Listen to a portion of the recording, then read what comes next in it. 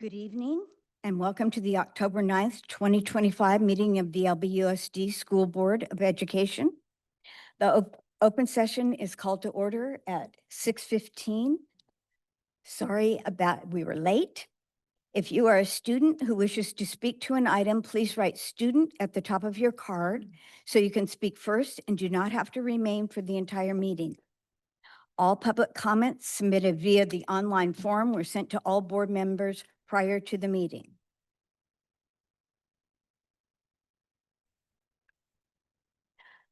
Ivy, will you please lead us in the Pledge of Allegiance? I pledge allegiance to the flag of the United States of America and to the republic for which it stands, one nation, under God, indivisible, with liberty and justice for all. Thank you, Ivy.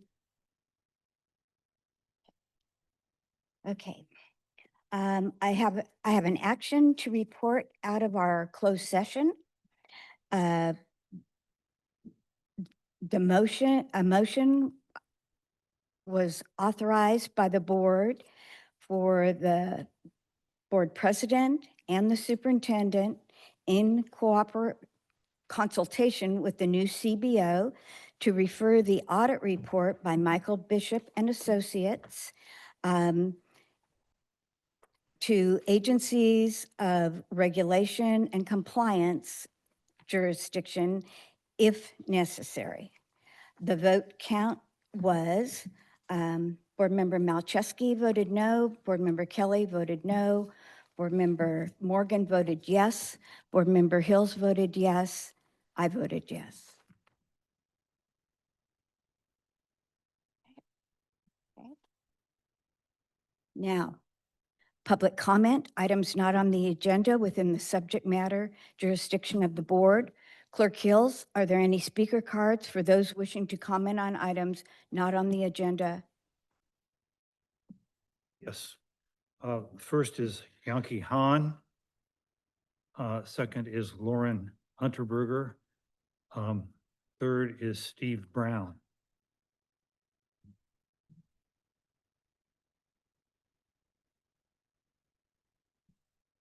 Okay, the first one was Yancey. Yankee Han.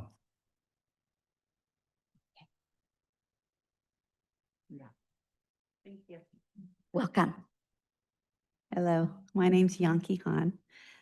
I'd like to make a comment regarding the healthcare insurance audit for the premiums that were paid by the school district. It's been a number of years, but my kids went to school here. They're now pretty old, so it's been a while. My background is actually in financial audits as well. I worked with Deloitte and Deloitte-related entities for over 30 years doing financial audits and helping organizations with cost reduction strategies. So I found it interesting that while the audit that was done confirmed that the district paid in excess of what was the obligation for the insurance premiums, but I think a more important question is, why did that occur? And the audits that are done by the company that was employed, that's not within the purview of that type of information. So I think it's important for either the current broker or an independent benefits consultant to dig into the information on why did this overpayment occur. Was it because the analysis, the contribution analysis that was done, maybe that was incorrect, or maybe the employee information that was loaded into the system in terms of what they're supposed to contribute, maybe that was wrong. But I think it needs to have further conversation, not just an audit that says it's confirmed that they paid more. The question is, why did that happen? If we don't look at that, it could happen in future years. And, you know, it appears from what I read that it's been going on for over 5 years. So what do we need to do to make sure that that doesn't continue in the future? So that is my suggestion. Thank you. Thank you.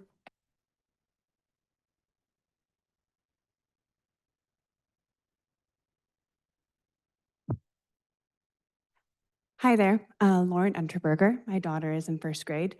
Dr. Glass, first and foremost, I want to apologize because I came here tonight with the sole intent of hearing you present your 100-day report. But unfortunately, I became aware of the letters Howard Hills has been circulating regarding the healthcare overages, and I felt I couldn't sit back and stay silent. I'm not sure you and I were in the same school board meeting 2 weeks ago.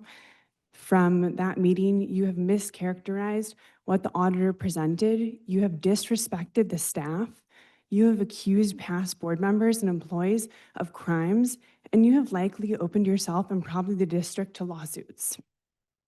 Your outbursts and tales of grievances are old, Howard. You are not contributing, you have not contributed anything positive to our school board meetings in the last 10 months. I've sat in that seat the entire time. I usually stand up here and ask you to put aside your grievances and move forward, but tonight I'm no longer asking you to step up to the position. Tonight, I'm asking you to step down.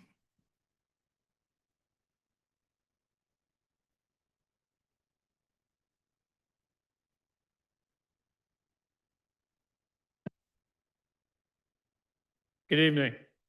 Hiring an outside professional to do a targeted audit of what appears to be a multi-year benefits overpayment issue was absolutely required in your oversight role. It was a good start to your discovery process. Before I continue, though, let me clarify something around a confusing narrative making the rounds. Structurally speaking, the district hierarchy related to benefits in this case breaks into 3 main pieces, all with different roles and responsibilities. It has an oversight layer, which is the school board, a management leadership layer, which is the superintendent and the district leaders and staff. To be clear, this overpayment issue was not caused by actions taken. Any attempt to say so is patently ridiculous and seems only intended to increase anxiety among the rank and file. It's clear to everyone at this point that the staff was simply swept up in this and obviously did nothing wrong, as they did not and do not set benefits for the district. It's also clear that the 2 groups with more work to do here are the board in its oversight role and district leadership, who does set benefits for the district. At this point, the open questions are many, but perhaps the most obvious one from the audit report revolves around which person or persons may have approved and paid taxpayer money intended for children and seemingly without board approval. In your oversight role, you must ask yourself what the impact may have been to children and programs that did not receive this money. You must ask yourself how over $1 million and possibly over $2 million, based on simple mathematical interpolation of the missing 2 years in the auditor's analysis, possibly have left district coffers and seemingly without board approval. That money appears to be gone now, as flagged by the auditor, so answers must be found. One way the auditor stated this in their report was, quote, "As mentioned previously, for the 4 years 22-23 through 25-26, the district did not set employee contributions according to the language contained in the CBA. And consequently, the district covered, or in my words, paid out, more of the total annual cost than it should have otherwise," end quote. The auditor's report states what happened, but it leaves unsaid how it happened and what that means, so you must seek it out. To that end, the audit report tells you exactly what you need to do by further stating, quote, "Whether this lack of compliance is evidence of a material breach or impropriety requires a legal review and conclusion," end quote. This is now the place where each of you finds yourself, and I would simply say this next step is not an optional one. Each of you took an oath of office when you stepped into this role, and that oath is clear. It requires you affirm your support and defense of both the U.S. and California constitutions, follow all laws, and faithfully discharge your duties of office. The bottom line is that it would appear from what you know now, the children you protect, the staff you support, and the district you lead and oversee appear to have all been impacted by this. You must continue to move forward, and your next step requires hiring legal expertise. Thank you. Thank you. Are there more cards? Yes, we have George Weiss.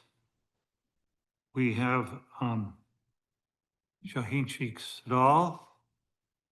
We have Kit Verdugo, and we have Gary Kasich. So that's 4 people, and that's the end of the cards for that agenda item.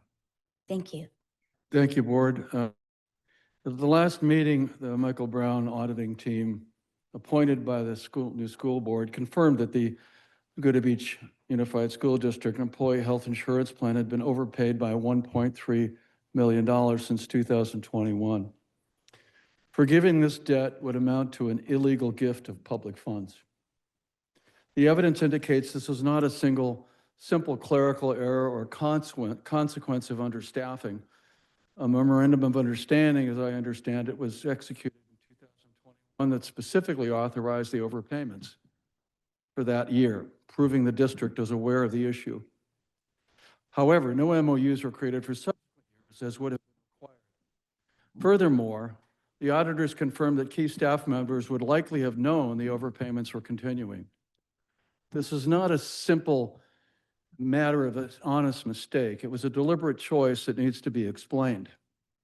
The board and district staff must now be guided by 3 core principles: transparency, accountability, and fiscal stewardship. The critical question you must address is what steps will be taken to conduct an expanded forensic investigation into who knew what and when did they know it. The hiring of a new Assistant Superintendent of Business Services provides an excellent opportunity for decisive action. We urge you to direct him to 1, recover the funds, work with the LBUSD Employees Union to reclaim all funds paid out without proper and continuing authorization. 2, launch an investigation, engage a forensic auditor to determine if those responsible were acting in good faith compliance with the law, making these unauthorized payments, and why were they allowed to continue. Failure to meaningfully address prima facie misconduct costs a tremendous amount of time and energy, and it can cause significant damage to an organization's health, effectiveness, and reputation. Please do the right thing. The credibility of the school board and the district is on the line. Thank you. Thank you. I missed a card for Erin Perryman, so she would be the next one. Well, she doesn't have to go next. You named 3 people. No, you, no, I go mean, ahead. she could, but.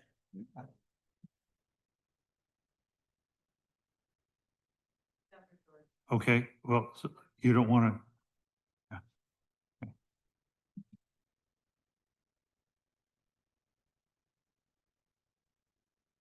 Okay, I'm just going to talk about your report. I appreciate it. And I really appreciate your letter, your introductory letter associated with it, where you now say that you are going to kind of dig in and get into the trenches at all the school sites. I went to, as you know, 2 of the town halls. I submitted on my online comments. I'm going to assume that all the comments and the things that were articulated at the town halls were verified, because there was some misinformation, and that's fine. I've been a misinformed parent a lot too, but there were some things that were not totally accurate. So I assume that the report verified all the comments online and in person. But the best way to really get the district on top of the town halls and these surveys is to go to all the amazing things happening on campus and to go see the things that do need improvement, and just kind of get down and dirty. And I'm hoping that that's actually what you're going to do, because in the last several days, there have been amazing things on campus. The school power supported homecoming huddle, the game, the pep rally, like the bonanza, the boo blast, the cultural music traditions happening at this campus as a school power and PTA collab. I mean, all the things in the classroom. As I was talking with Mr. Whitcop earlier, he has the coolest classroom in the state of California. As we've decided, see THESA in action with kids, see a science experiment in action here at Thurston, the egg drop at TOW and El Moro. There are so many incredible things. So I hope that that's, I know you have to sit down and look at tedious things like insurance policies, but I hope you have a chance to balance that out. Get out the backyard right there with sporting events happening all the time is incredible. So I really hope you have the time to get to know all the amazing staff. I'm going to continue standing up. I don't want to be here every 2 weeks, but I feel like I have to support. This is an awesome staff, even the ones who make mistakes. So I hope you have the time to know what I know, and pretty much everyone here and everyone watching and submitting on the public comments online.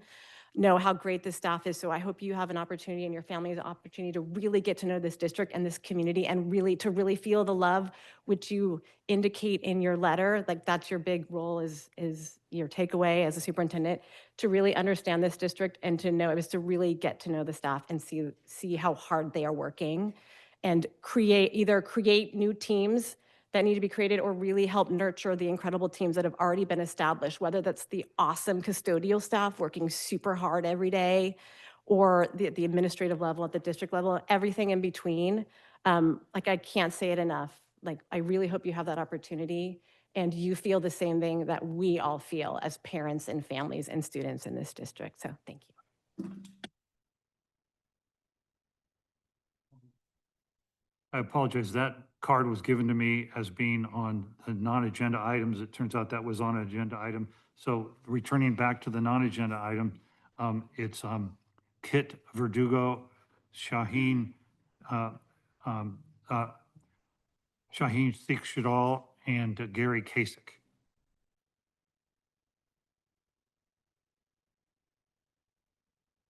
Everyone. Hello. My name is Kit Verdugo. I am a proud parent of a second grader at Top of the World.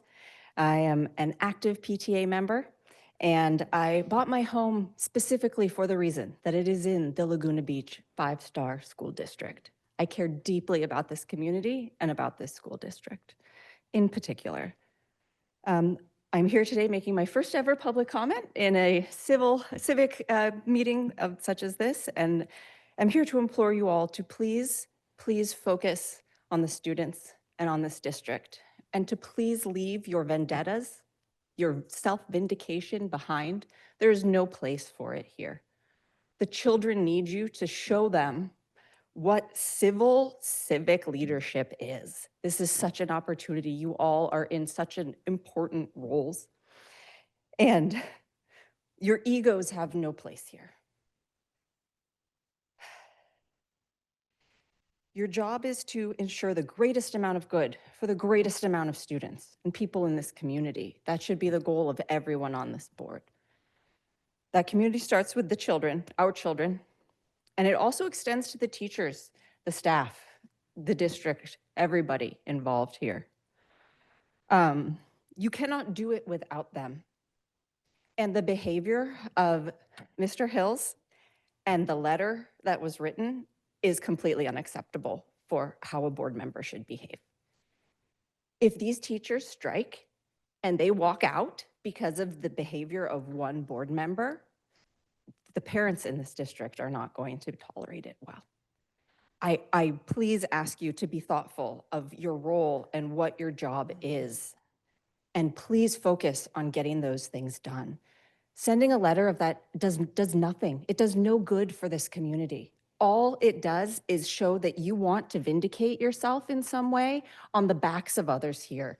And it's misinformation, it's false, and it's completely out of line in the role that you are in.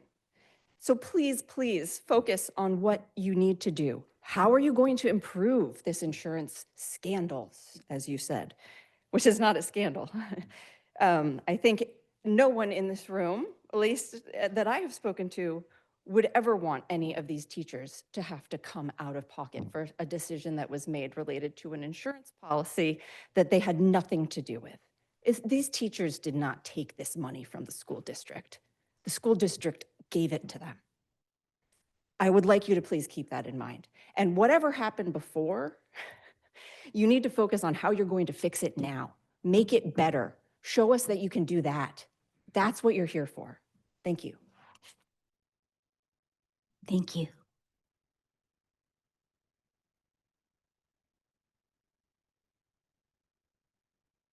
Hi, my name is Shaheen Sheikh Sedal, and I have 2 kids in the district.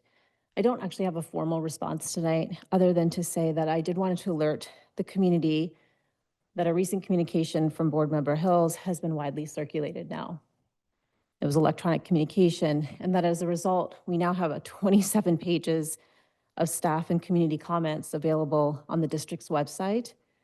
I understand it was a bit delayed today because of some technical difficulties, so I just wanted to alert the community that's watching to please take the time and read through all 27 pages, and you will hear the angst and frustration and exhaustion and fear and concern and anger of our community and our staff members. It reflects a deep concern from all these people that are beloved to us, and a narrative that continues to show and sow division, create chaos, and pull our focus away from the most important thing that we're all trying to do, which is serve our students. So it's long past time that we bring back professionalism to this board, trust in our communities, trust of our board, and stability in our district, so that we can move forward in the best interest of our kids. And President Perry, I've submitted a formal letter to you, and I look forward to hearing your response. Thank you.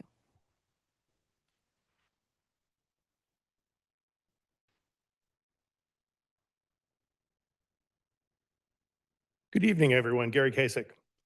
Once again, everybody else forgets, but I want to thank you for your service. It's deeply appreciated, though we may not always agree on things. We know that in your hearts, you care about the kids and are doing what you think is right to move them forward. So thank you all for your service. I was going to welcome Manoj. I'm disappointed he's not here today, but I was going to lead with, I was disappointed that there's nothing on the agenda tonight regarding the next steps for the overpayment of the insurance benefits, but I'm cautiously optimistic with the report from the closed session that it looks like there will be some further review, so that's good. The Michael Bishop report was helpful, but frankly, it stopped short of key assessments. At its core, the report simply repeatedly said that CBA limits were not followed. We probably knew that going into the report. There is no fundamental why, as we've heard from some other speakers today. And their complicating factors are really questionable because it's a process that's followed by any entity, public or private, that helps fund health insurance for their employees. And frankly, a process that's been done by this district for decades. You've taken the right first steps. I think that's very good, but it's critical that you see it through. Simply saying we'll do it right in the future ignores important accountability issues. This is a serious issue, as it's not only a misappropriation of taxpayer funds, but more importantly, it redirected funds that should have been used for student programs. I'm hoping this leadership team doesn't get lost in the land of large numbers, as we are blessed with an extremely rich district and significant reserves. That can make it easy to conclude we have the money, so we should do it. And that is a dangerous trend to start. 1.3 million, likely more, is a lot of money. It could hire more classroom staff, could support more student-centered programs, and provide more tools for student use. Regarding transparency, as I stated before at the podium, transparency is easy when things are going good. It takes a lot of courage when mistakes have been made. For the "it's a wrap" to state, quote, excess costs were not readily visible to district leadership, staff, or the board is disingenuous at best. CBA negotiators, insurance committee, contract presentations, contract approvals, brokers, variance reports, MOUs, budget transfers. There were a lot of eyes on this. Let's get to the bottom of what happened to ensure everything is right going forward.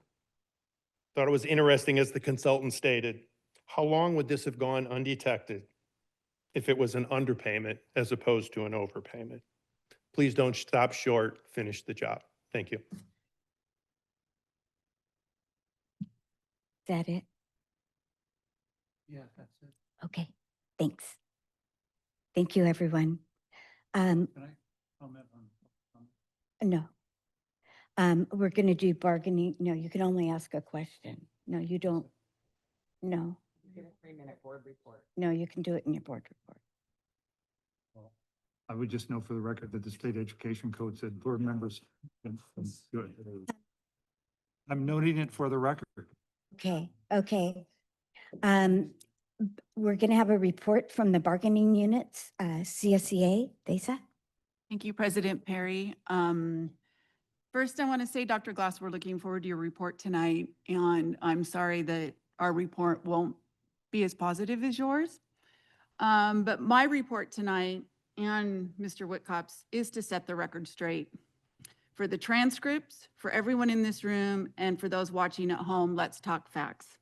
Mr. Hills, your recent statements and the email you sent following the auditor's report regarding healthcare were inflammatory, misleading, and deeply inappropriate for someone serving on this board. Spreading false information and making unfounded accusations of illegal acts is not only irresponsible, it's defamatory. Your pattern of intimidation and selective truth-telling will not work anymore. This is a strong, proud district comprised of highly educated and dedicated staff and parents who see through your tactics. We will not be intimidated or silenced by your actions. I was elected to represent our classified staff, and that is exactly what I intend to do.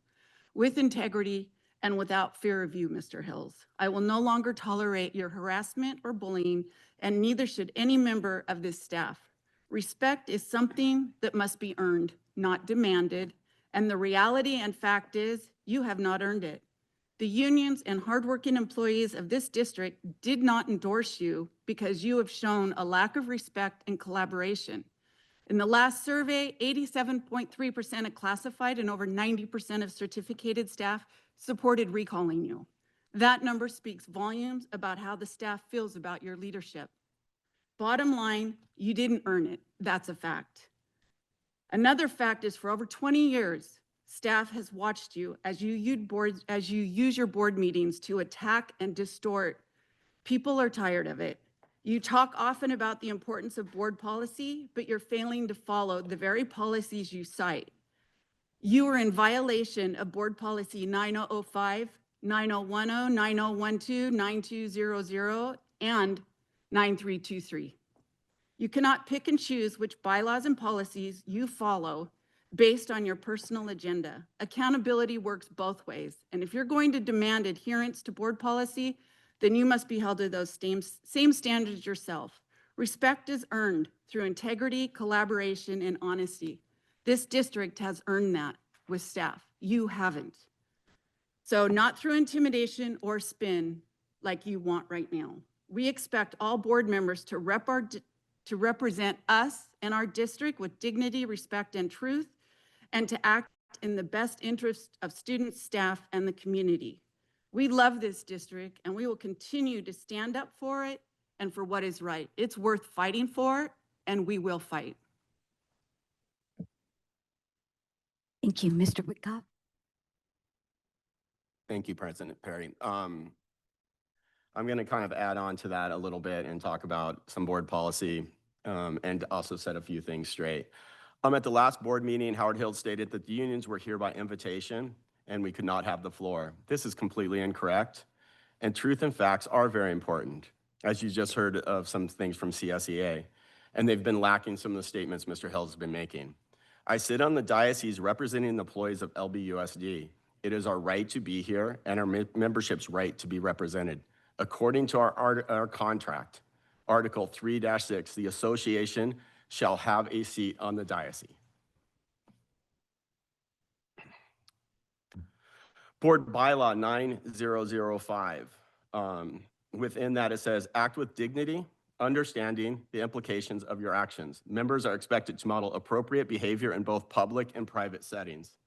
I would like to quote an email that Mr. Howard Hills sent to a past employee, a past member of LBUSD Union, LaBufa, and very beloved by the students and staff. These are two quotes from that email. Finally, congratulations on joining the election deniers, who include the Trump fanatics accused of anti-democratic insurgency in 2021. You really do need to tend to your own garden. We do not need you here. And from what people say, we never did. And that's responding to somebody coming and standing up here and speaking. The second one in the same email says, go ahead and make fun of my social awkwardness when I'm at a loss for words and say a lot. That's because I was facing a room full of seething anger inflamed by civic ignorance and mediocrity. He was speaking to all of you out there when he said that. Second, I would like to speak about an email that Howard actually sent to LaBufa. The LBUSD union document indicates they're planning a call to action. I guess those of us who know disinformation, when we see it better, start dusting off our action for our own. President Perry, I would like to ask you a question. Under transparency, what action, including disciplinary action, is the board planning against current and past employees? And have you had these discussions about this? Also, has the board sought legal advice on disciplinary action against staff and union leadership for speaking out? Thank you.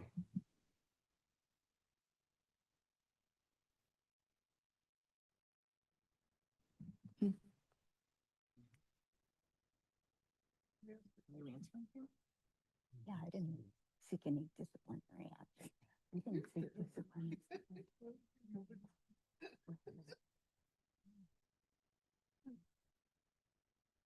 No.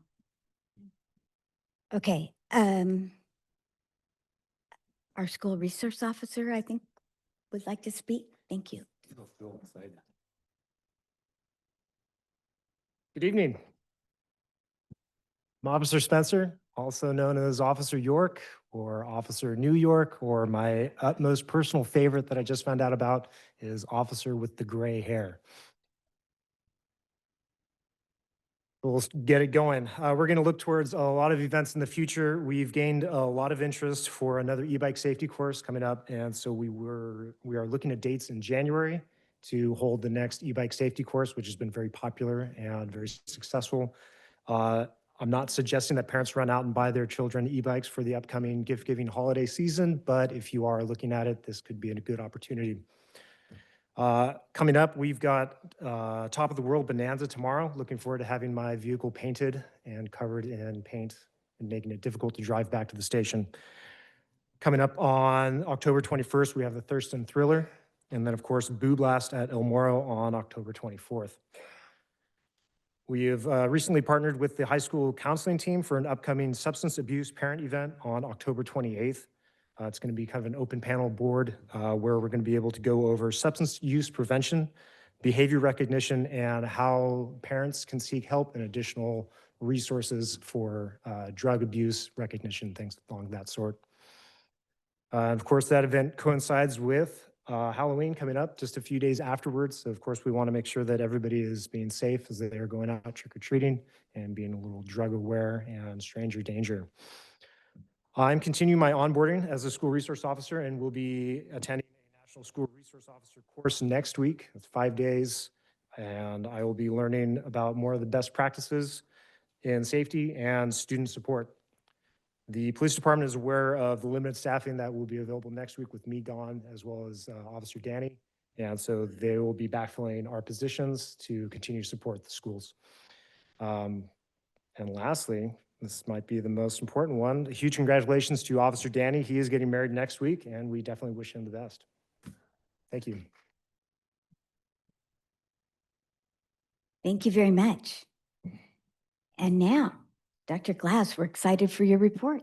Well, Madam Chair, I'm on a little later. I think I have a lengthy report to the board later on this evening. So to maximize the efficiency of your meeting, I'll defer my remarks until then. Thank you. Thank you. Executive Cabinet members, Dr. Mayberry. Good evening, thank you.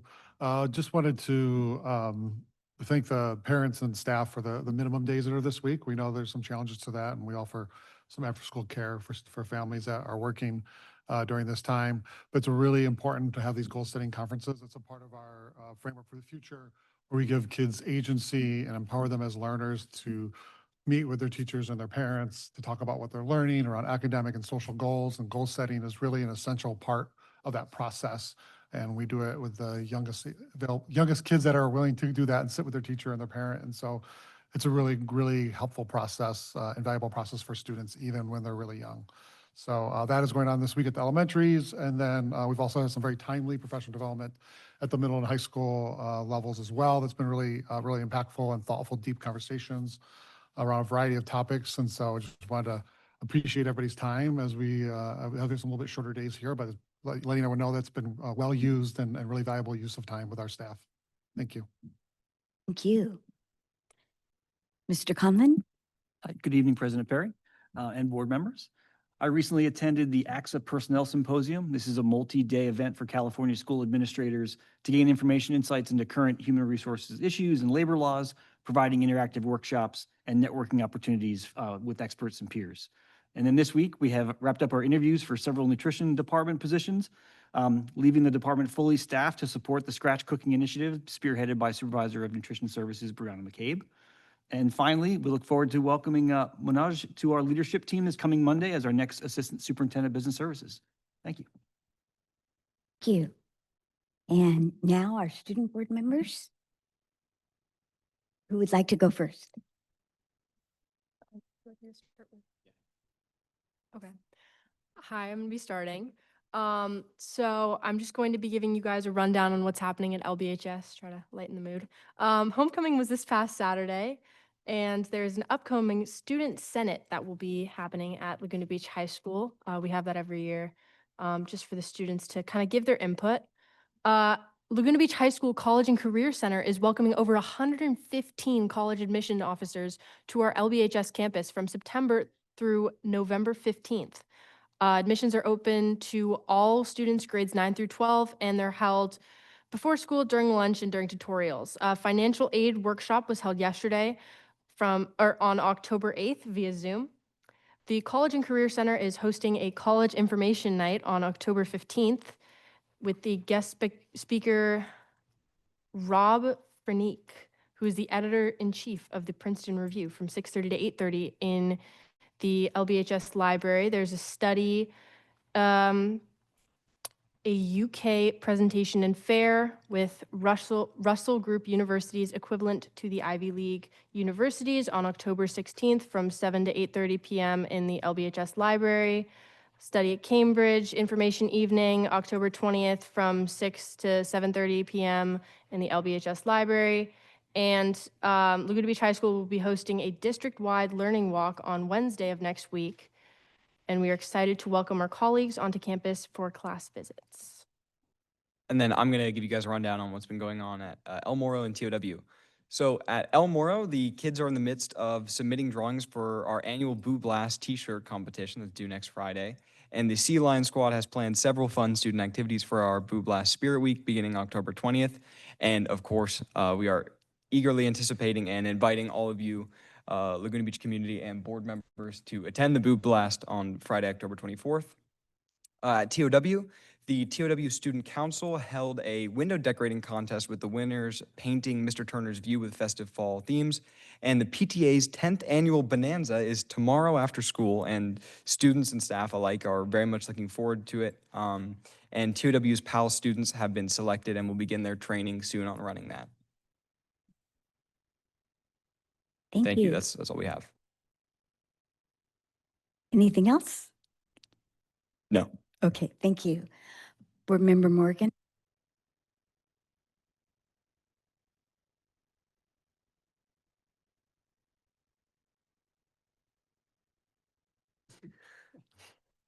So thank you. I have my report here, but I wanted to add just a couple of things. I appreciate Erin Berryman, excuse me, my apologies, for her comment about the misinformation on the Thurston or the Laguna Beach Town Hall and Thurston. Maybe we were listening to different conversations, I'm not sure, but I know the misinformation that I heard was that the pool was not on track, or it wasn't on track, and now it is. I think we've said that many times, that the pool is on track. The other comment that was made at Thurston that was really disturbing to me, because I think it was a disservice to our hardworking staff, is that the walls are cracking, the rooms are flooding, the water's coming in the ceiling. I mean, that's not the case. I think that there's been, I know I've toured every school, and we have old buildings, but I think our staff has done a phenomenal job of upkeeping them. I think we've done a phenomenal job of keeping our funds so that we can address any issues that come up. So I just want to make sure, if we're talking about making sure there's no misinformation, I think we need to make sure that it's across the board. I also am very concerned with some of the comments that came in. I'm very concerned with some of the comments that are being made towards a board member. I have no desire to question people's First Amendment rights. But I do think people do need to remember, it goes both ways. If we're trying to be a good example for our students, that also includes leadership and how we treat people when we disagree, and how we approach them to correct what they might say. And I think it's really important that everybody takes a step back and understands, do they have a role in that? And if you can honestly and clearly consciously say, I have said nothing disparaging to anybody on the board or in the audience, then you don't need to entertain it. But, we all need to work together. This is a community. It's a small community. We run into each other all the time. And finding some way for civil discourse is really important. It's what we're talking about teaching our students, so we probably should practice it here. With the comment about the teachers, I really struggle with the comment of if they strike. I have raised 4 kids in this district. I still see teachers. My kids still come home. They were here for homecoming. They saw their teachers. They went down and talked to the principal.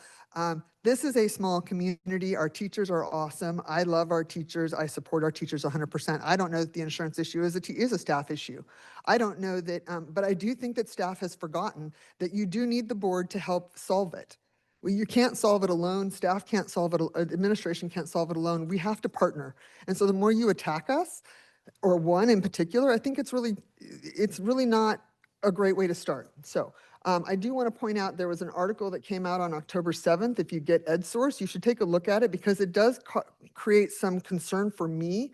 One of the things that it talks about is that teachers in wealthy districts, of which we are considered one, and it's a basic aid district, and that's what it focuses on. This primarily focuses on Northern California, but I think it's really relevant here as well. It says teachers in wealthy districts can earn $27,000 more than teachers in other districts. And the article kind of goes on to talk about how they're starting to look at basic aid districts and the funding in these districts that are state funded that are struggling. So I think to have fiscal responsibility, fiscal accountability, and to make sure that we are creating the most unique, wonderful, fabulous, and well-funded school that we can, we need to do what we can to protect what we have. Because they're going to start looking at us as basic aid districts, and do they cap us? I have no idea what that would look like, but it is something that has been discussed and it's out there. I would encourage you guys to read the article. It's Northern California. It's EdSource, dated October 7th, 2025. So my report, and that was based on the comments that I heard. My report, I attended the KXFM fundraiser. KXFM is fabulous. I think we have a student that has a program there. They're a wonderful resource for local news programs and information. I spoke to Billy Fried, the founding partner of the station, and talked to him about working with the superintendent to create a school-focused program on the radio station where we can talk about event updates, programs, state news, its impact on Laguna Beach, football games, scores, a myriad of opportunity that can then partner with different groups within our campus. I also spoke to George Durbin. He's to garner support from him in the art community for our upcoming arts committee that I know we have will be mentioned in a little bit. I attended the fourth and final in-person town hall at Thurston, along with my colleagues Clerk Hills and Dr. Malcheski. I thought it was very well attended, and I thought the discussion was very good. I was encouraged that community members are coming forward with their ideas and concerns. At the El Moro Town Hall, we had language instructors talking about the desire to strengthen our language pathways, something I know I'm very passionate about, of strengthening all of our pathways and pushing it out and trying to bring some of these students that we have in our community that don't go to school here back into our campuses. At Thurston, we had a parent who is also an educator that commented on the need to evaluate our science curriculum, stating that there are inequitabilities given that we offer honors programs for English and math, but not in science. Given that this came to the attention of the district in April 2024, when the district ordered a study of our advanced learners, that's when the first mention of science inequities was brought forward. It was identified by students again with member Mackenzie, the student member Mackenzie last year, and I actually met with students that he asked me to meet with as well. And then again during the special meeting, when the current board tried to address it and move it forward, it was blocked by community, some members and staff. I thought that was really kind of discouraging because at the end of the day, this is something that students have asked for, and they were ignored. And I mean, even most recently, member Dabbs here also reiterated the science curriculum could use an overhaul.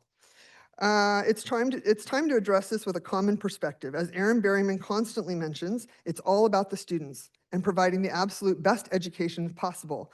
And that is the commitment I'm sure that this board has. I know I have it. I was very disheartened to see the pushback on this topic last spring, some of the sudden turnaround by the student board reps. The issue's real, and I look forward to bringing the curriculum committee restructuring item back to the board for consideration so we can finally holistically address this and put our best path put us on the best path to provide the best education for our possible students. Another parent that commented, and I applaud them for their bravery, was a parent who homeschools her student. And she very clearly stated that she homeschools her student because her student was given an option when when our district did not meet their needs. The option was to homeschool or to send their child on a 50-minute bus ride out of town in alliance with our SELPA agreement. And I want to make it really clear,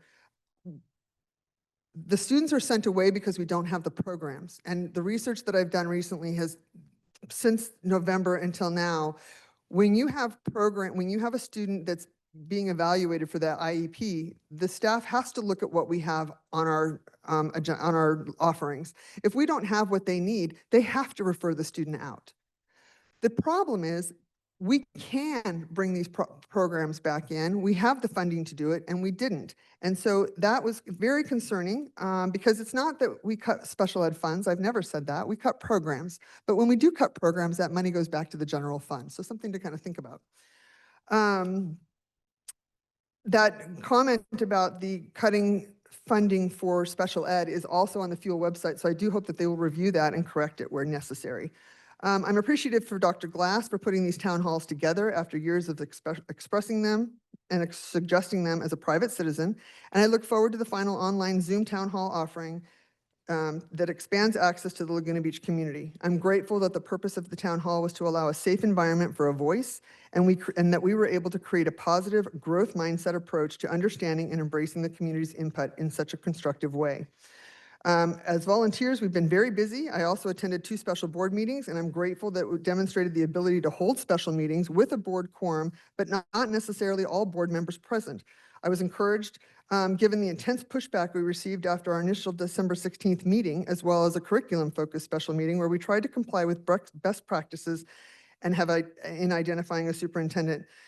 It was then that Member Malcheski and a special interest group argued we couldn't and shouldn't unless all board members were available. But at the governance meeting on September 18th, Dr. Kelly couldn't attend. Member Hills wasn't able to attend the first special meeting last week. And in fact, Dr. Glass was unable to attend the second special meeting last week, but was updated on the discussion. I'm glad to see that there's no longer concerns, as all topics are important, especially if it's caused a special meeting. We held our first Arts Committee planning meeting earlier this week. It was very exciting. We explored considerations for appointments to the committee, as well as soon-to-be future applicants. Some of the criteria was that appointees and applicants need to have a place in the arts community, but most importantly, they need to have a history of supporting board initiatives. We explored local artists and musicians to consider, as well as staff involvement and development, and I'm ecstatic to continue this work along with the upcoming Transportation Committee next week, where we're going to focus on the student experience and, again, the quality of their education. Lastly, I want to thank Dr. Glass for working to bring Parent Square to the board. This is a positive step. I know all the parents in the room know what Parent Square is. It's a communication tool for within the district for parents of students in our community, but the school board has never received that. So we only get information from what is reported here or what we do our own research on. There is no direct board communication from the district. So I appreciate this comprehensive communication effort, allowing for district and site updates. This helps keep the board informed of ongoing things within our school community, tells us where we can show up. To be clear, this does not include student information. It's a communication tool that until now the board was not receiving, and it holds vital information and announcements important to the board. And lastly, after I took one of our kids to college last week and resettled after her ACL surgery, she's finding a new short-term and normal and doing great. We another one of our college kids back with one of their buddies as they all prepare for what's next in their various baseball careers. And tomorrow we're welcoming our newest college student home for fall break. We are grateful to live in this community and be the safe space for our kiddos to regroup as they create their own path in life where they can take chances and build a life that lights up their spirit every single day. That's my report. Thank you. Thank you. Go ahead, Board Member Kelly. I will try to be brief. I took it. Let it out. First, Parent Square has always been available to board members, Mrs. Morgan. You had to sign up for it. You're a new board member, and I know you just probably didn't know that, but I've had access to Parent Square for the 7 years that I've been here. I agree with Mrs. Berryman, how wonderful the fall activities have been. There's just too many of them. I can't go to all of them, but I love them all. I want to thank Mrs. Murray from our local radio station who spent last Friday She does the news and her husband then does the weather. If you haven't tuned in, turned on, make sure you do. Our local radio station is just fabulous. But Mrs. Murray spent her whole news time talking about the 100-day report of our superintendent.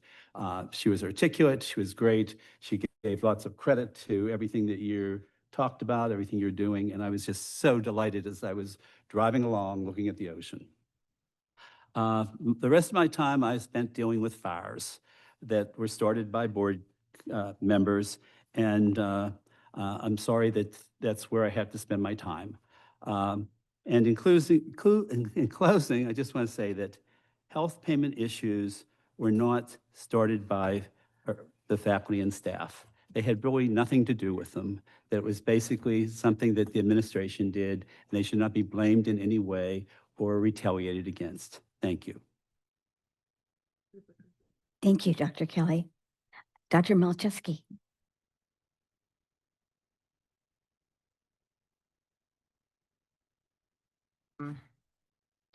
I did attend PTA Council School Power Endowment in one of the town halls, but I'm going to focus my comments on another board issue that is related but separate.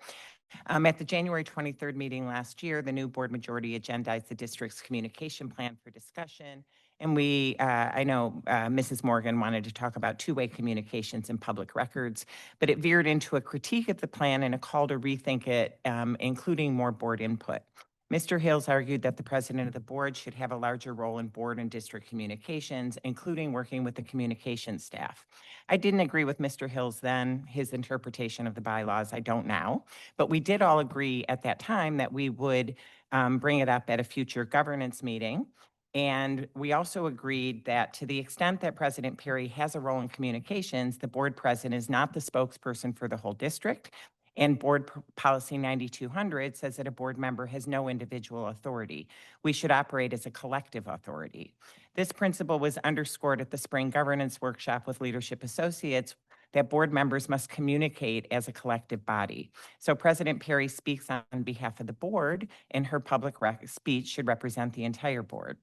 We didn't have further discussion, but the board has taken over writing It's a Wrap as of the last board meeting with a statement, or at least a part of It's a Wrap, with a statement that includes false information and represents the perspective of only some board members. I found both the tone and content to be deeply problematic. And what's interesting about it is I believe other board members thought it didn't go far enough, which will get to the main point I'm going to make. My general concern is that majority board members use the idea of transparency as a cudgel to share partial and false information that lends itself to false narratives. This is also a good moment to remind the board of what our teachers already said, our union members already said, 9005 is about our behavior. It asks we understand the implications of our behavior, assume collective responsibility for building unity, create a positive organizational culture by governing in a dignified and respectful manner, and treat everyone with civility and respect. It also says we should refrain from management functions that are the responsibility of the superintendent. In writing the last It's a Wrap, the board, in my view, undermined the role of the superintendent, who is our CEO, bypassed our communication officer, who is a nationally recognized expert, and represented the views of only part of the board. When I called the district office to find out why It's a Wrap had been written with a politicized and alarmist tone, I was told that the district communication expert is on a short-term leave. The problem here is not about some petty concern about who gets to write a report. The new board is creating constant churn and chaos, has tried to take over district and teacher function, has gone after our unions. And if you're wondering about that, I urge you to read the public comments for tonight's meeting. Many of the actions that happen here exhibit vengeful and often a petty desire to go after current and past district staff. It's prevented us from doing what we're supposed to do, which is take care of our students. We have a board problem that is undermining our students, negatively affecting the district's reputation, which for those of us who own property in town, it affects our property values, whether you have students here in the district or not. It feels oddly dystopian to have to warn our community to be careful what is published from the district office because some of our communications have been taken over to represent board perspective. We don't even agree on the board about what that perspective should be. We have a communication expert and a superintendent who knows how to do that. I have spoken with President Perry to share my concerns, and I will continue to work with her constructively to develop a more collaborative relationship on the dais. But we should be relying on our communication expert and superintendent to report objective information from the districts. Last week's It's a Wrap did not.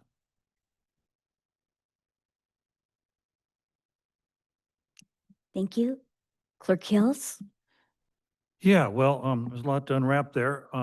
First of all, I disagree strongly with what my colleague, member Malcheski just said about the January 23rd meeting. Would encourage people to go back and look at the tape of the January 23rd meeting. I can tell you exactly what I said. Please don't interrupt me. What I said at the January 23rd meeting was that the superintendent gave me the district communications plan and said, we're going to talk about this at the meeting tonight. So when it came time for me to talk, I said, I've read the plan that the superintendent gave me, and I have some concerns about it, and there's some things about it that I think I don't agree with, but we should talk about those things when we had a governance workshop. That's all I said. And what happened was the union representatives then started yelling at me and yelling at the board. But the thing about it is what happened on January 23rd is not really what is at issue here. What is at issue here is that my colleague, member Malcheski, says that the bylaws require the board president, limit the board president's ability to communicate on behalf of the board, on behalf of the district. And the fact is, I've spent a lot of time talking to the superintendent about this, and we can go back to the lawyers. We are going to have a governance meeting in a few weeks. It's kind of like the same situation as January 23rd. People wanted to raise these issues, and at that time we said, let's address those issues in a governance meeting. And we're going to have a governance meeting in a couple of weeks where we will be addressing these issues.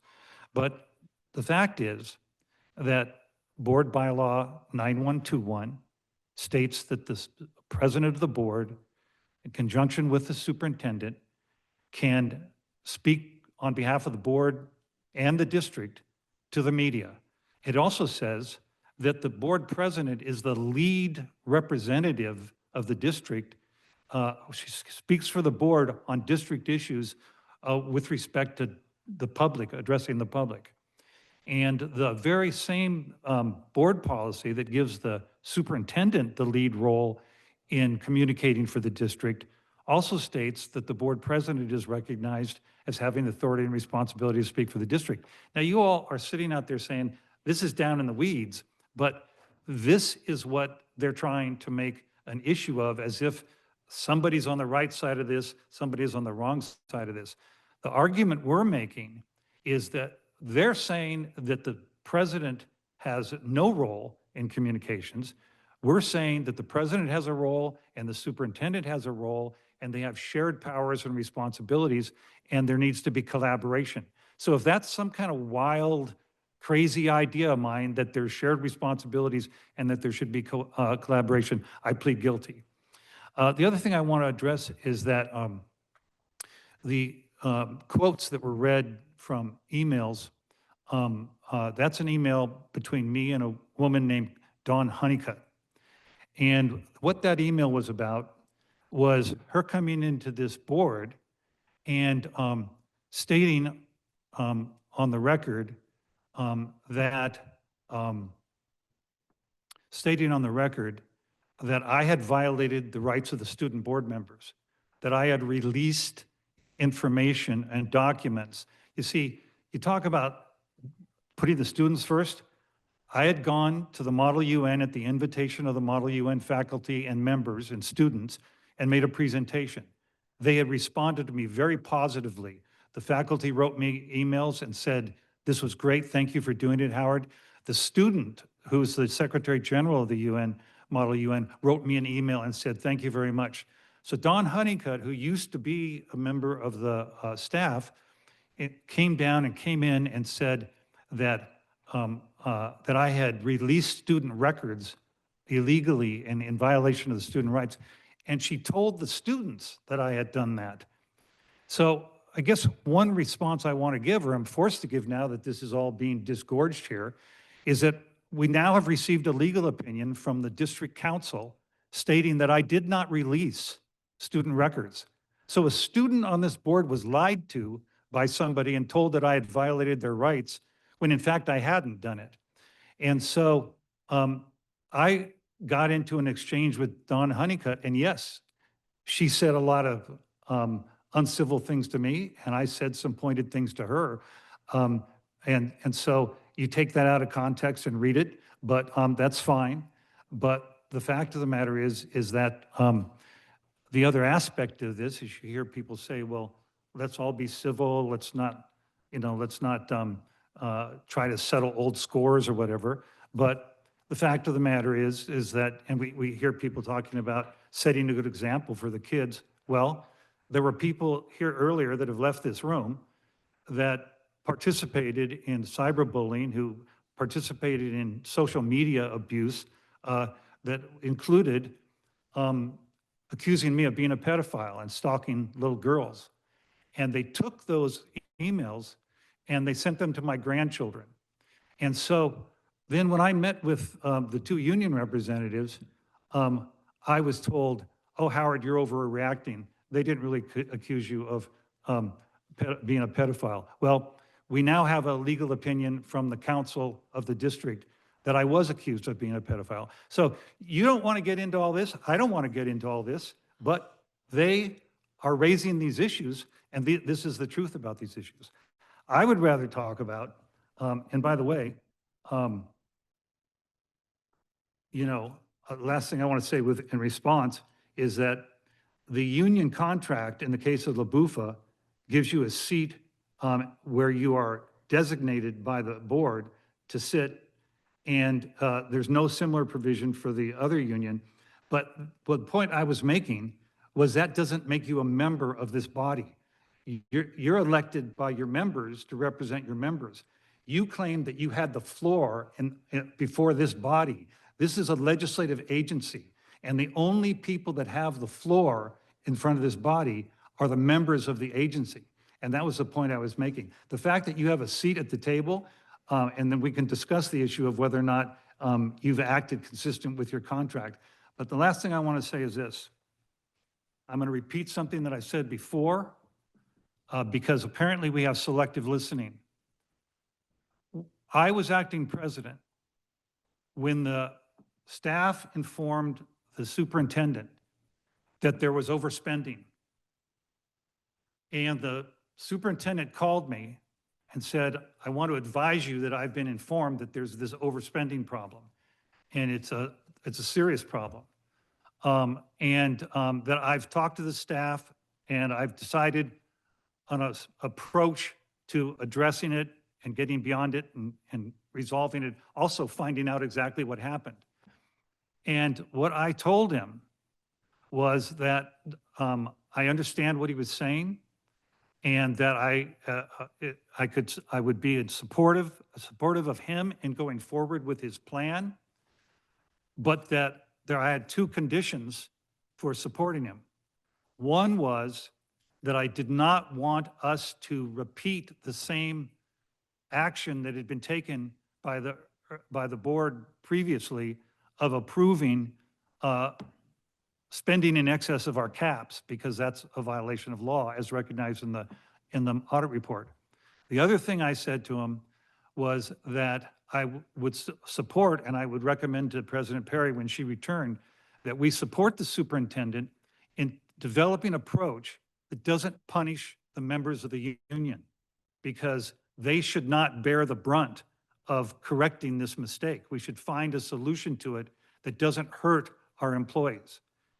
And so the fact that people talk about strikes and people talk about, that there's some kind of horrible egotistical abuse going on here.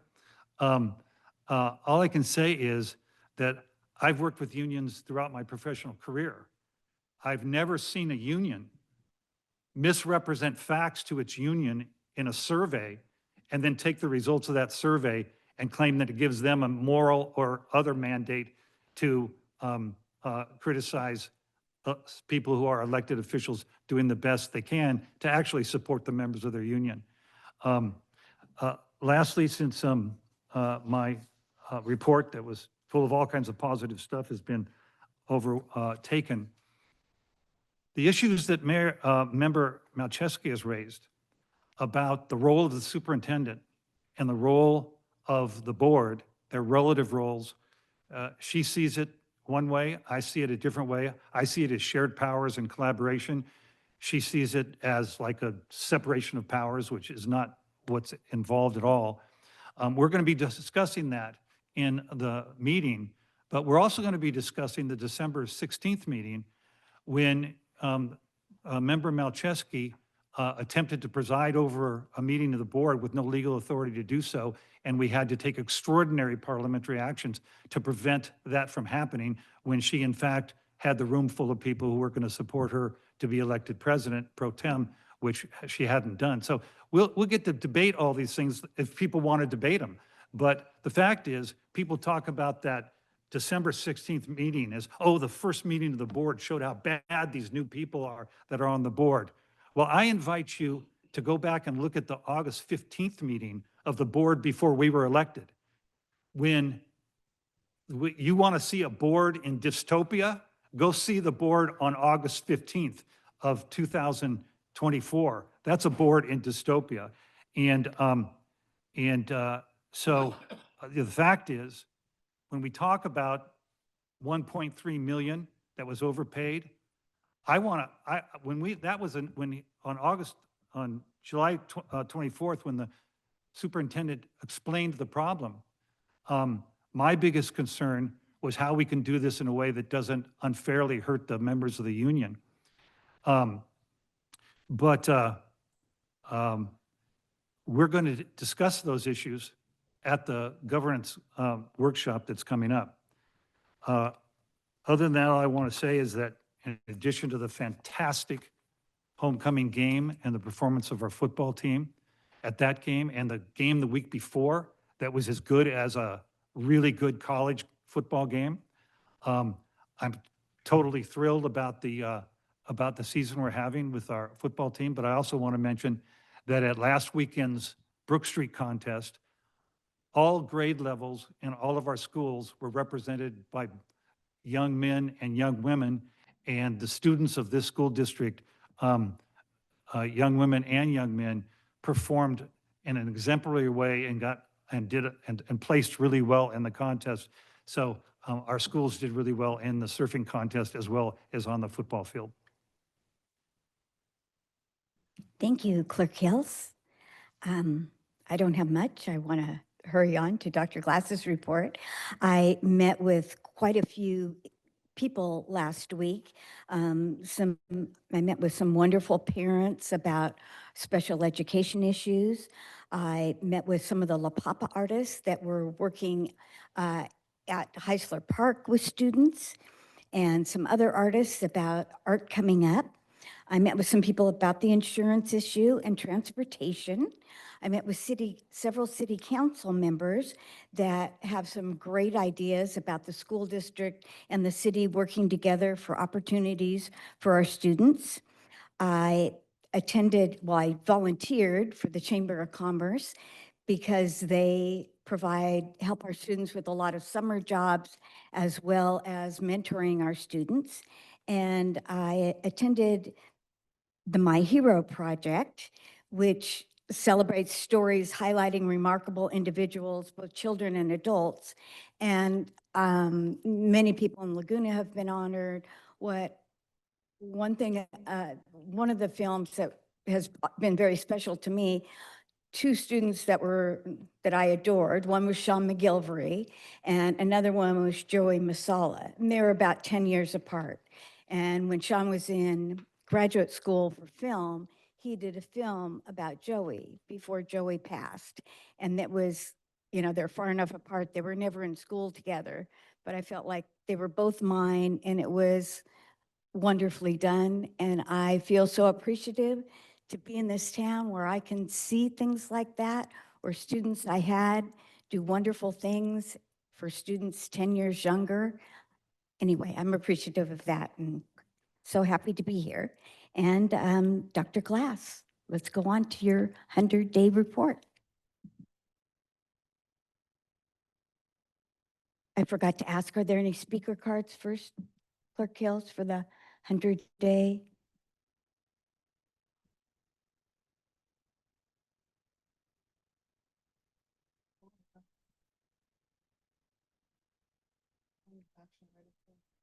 It's not an action item. No. Okay, Dr. Glass, the floor is yours.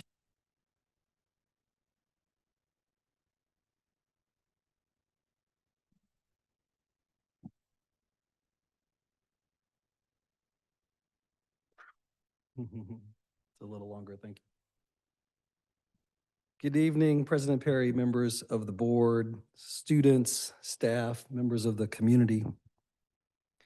When my family and I made the decision to move to Laguna Beach, it was much more than a career choice. We were choosing a new home and a new community at the same time. Relocating from Kentucky meant leaving behind family and familiarity. It also meant stepping into something extraordinary here, a place known around the world for its beauty, its creative energy, and a school system known for its commitment to excellence. In these first few months, we have experienced that beauty and spirit up close. I have stood with my wife at Dahlia Beach and watched our kids play in the surf. We took our old Colorado whitewater kayak that has been down many rivers and affixed a fin to it with some incredible epoxy and turned it into a seagoing vessel. And we felt the warmth, the welcome, and the generosity of this community, and I'm grateful for that. And I've begun my work here as superintendent, I've come to see that same creative energy and deep pride reflected in our schools. There is no space between the schools and the community in Laguna Beach, no space. These schools are the heart of this community. If you look at that picture, you see that heart. This 100-day report isn't a new strategic plan, but it does form what could be the foundation of one. It captures what I've heard and learned from hundreds of voices, from staff, from students, parents, and community members, and pairs those insights with an honest look at our systems and operations. The listening process was both structured and it was organic. It included time with each of you as board members, time with our school and district leaders, a validation survey of our staff, conversations with teachers, a series of community town halls, and an open-ended start, stop, keep survey that generated over 1,700 individual comments. And beyond that, there were countless individual one-on-one conversations in coffee shops, parking lots, classrooms, and hallways, where I heard firsthand about the aspirations, the people, and the stories that make this district who it is. Weaving all this together painted a picture of a district that is both proud of who it is and also ready to define where it is going. A place of tremendous strengths, and as we've heard tonight, real challenges. It's clear to me that we are a community that needs to begin a new chapter. There is enormous pride in our schools, in our students and our staff. People deeply value the relationships that make this district feel personal, human, and student-centered. But there's also fatigue. There's a sense that too much is happening all at once, and a desire for alignment and focus. And yes, I've heard what we heard tonight. Clear and repeated calls for greater civility, professionalism, and unity in how we govern. Variations on the phrase, "stop the drama," surfaced more than any other comment in the surveys and town halls. People spoke about that with fatigue again, but also with hope. They are frustrated by the personal conflicts, the public discord, and the sense that adult disagreements too often take away from students. What they want is simple and it's fair. A board that models the same respect, maturity, and collaboration that we want in our students. One that focuses its time and energy on learning, staff support, and the future of our schools rather than old disputes. The message was consistent and it was clear, board. It's time to move past the divisions of the past and lead together in the best interest of our students and community. The opportunity ahead is to rebuild trust through clear roles and steady communication. Yes, we've got work to do in business services when it relates to our health spending and with our transportation department. And we've got work to do with our special education staff. We have incredible special education services in this district. And we need to communicate better what services are available. And we need to model, you and I, board, steadiness in leadership and in governance. We need to build a culture of openness where communication is proactive, it's candid, and it's two-way, turning information sharing into relationship building. Ultimately, this first theme was all about culture, moving from fatigue to focus, from tension to trust, and from confusion to coherence. I also want to mention a note for the future. This appears in the 100-day report, but it didn't come from anyone in the community. It's just an idea that I have that I think Laguna Beach should consider. And that is for a local accountability dashboard. Most accountability dashboards are built around test scores or things that are easily measured. We know that Laguna Beach is a place that values community, it values the arts, it values athletics, it values opportunities for students. There have been early prototype models of accountability dashboards developed around the country that get at a broader set of measures that bring forward and show what the community values in its schools beyond just what can be measured on the test score. And so it's an idea that I put forward for us to consider. It wasn't something that emerged from any of the data that I collected, but it's something I bring to you as a consideration. The second theme that emerged in the listening was arts, environment, and community. Across every source of input, the arts came through as the clearest and strongest message. Keep the arts, repeated. Here in Laguna Beach, the arts are not optional, they are essential. They define our students' experience, our community identity, and our connection to the creative spirit that makes Laguna Beach what it is. This theme also extends to environmental stewardship. Just as our hills, our canyons, and ocean shape the daily life here, they also shape our shared responsibility. LBUSD's sustainability work, from its goal of carbon neutrality by 2030 to recognition with several California Green Ribbon schools, reflects that and commitment. And the opportunity is to build on these legacies through our new ad hoc committee on the arts, by recommitting environmental learning and stewardship, and by celebrating the traditions and small district feel that make Laguna Beach special. The third theme was around pathways, student voice, and place. Parents and students alike called for more real-world and relevant learning, career pathways, meaningful civics education, experiences in technology and design. Our staff echoed this with calls for deeper learning, project-based, experiential learning, things that make learning meaningful and relevant and lasting. The students were also clear. They want a stronger voice in decision-making. They don't want to be just the objects of adult decisions. They want a seat at the table and to be empowered to influence decisions that affect them. While LBUSD has mechanisms to hear student input, and we have 2 exceptional students that are on this board with us tonight, we should consider more ways to formally empower student participation where it's appropriate. And this theme connects to place, our learning spaces themselves. The board has already advanced the long-awaited pool modernization project, and I'm grateful for that. And as has been mentioned, our campuses are beautiful. They are stunning even. These are some of the most beautiful school sites I have ever been in my life, and I've walked on hundreds of school sites.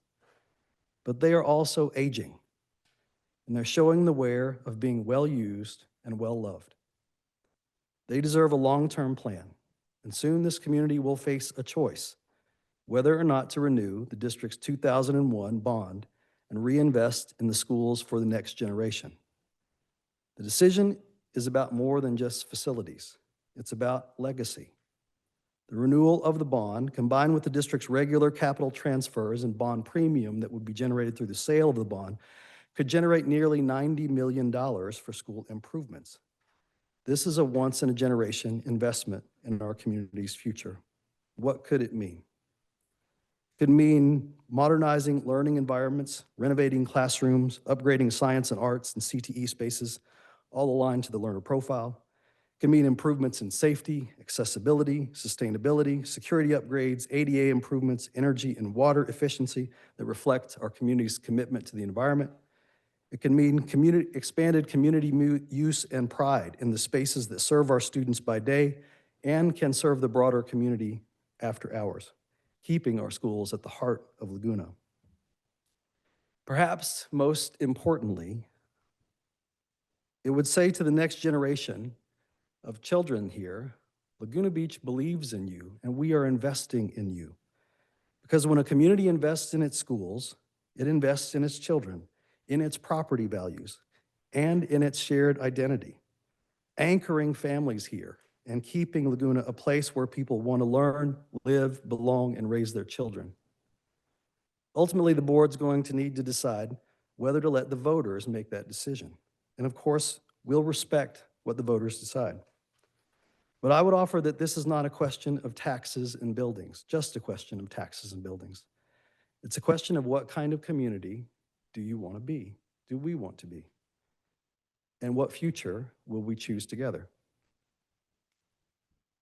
The fourth theme was around balancing innovation and well-being. Parents voiced concerns about screen time and the impact of technology on relationships in the focus of young people. Staff spoke about initiative fatigue and the need for pacing.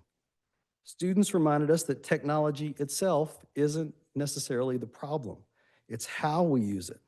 That the students want innovation done well. They want opportunities to interact with AI, computer science, media literacy in a way that prepares them for their future.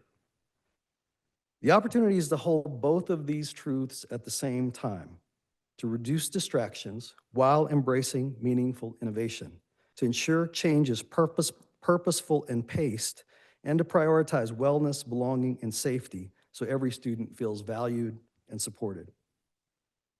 Also in our town halls, several parents urged us to remain vigilant about bullying.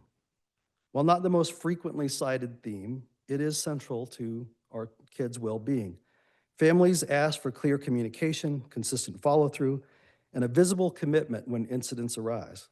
For LBUSD, that means sustaining and sharpening our existing efforts so that every student experiences school as a place of safety, dignity, and belonging. At the heart of this theme is something deeply human, the desire to connect with one another, with learning, and with purpose. Running through all these four themes is our North Star. And this was here before I got here. The LBUSD learner profile. In conversation after conversation, I heard echoes of the 5 competencies that you see here. When parents talked about civics and media literacy, they were talking about empathy. When students asked for voice, they were asking to be empowered learners. When staff talked about deeper learning, they were describing creative problem solving. And the collective commitment here, every student, every day, I asked about this repeatedly with staff. I pushed them on it. Is this really who you are? What came back was a resounding yes. Staff made it clear that that's just not a slogan here. It's a lived value, a call to provide consistent, individualized support that defines who we are. This is an enduring commitment that aligns with the learner profile and reminds us that our vision for the future is built on a foundation already strong in care and purpose. As I mentioned from the outset, this report is not a plan, but it's the foundation of what could be one. The next steps are to confirm and refine these themes with the community, to distill down, that's a Kentucky term, to distill down a few priorities that really matter to get to what's essential, and just then sequence them thoughtfully. I want to emphasize this next sentence with you. If everything is a priority, then nothing is. From there, we have to build a strategic plan aligned to the state's LCAP framework and grounded in our local vision, our arts, our environment, our learner profile, and our shared voice as a community. Central to that process will be the student voice, because our students are not just passengers on this journey, they are authors of it. These first 100 days have confirmed what I believed when I accepted the role.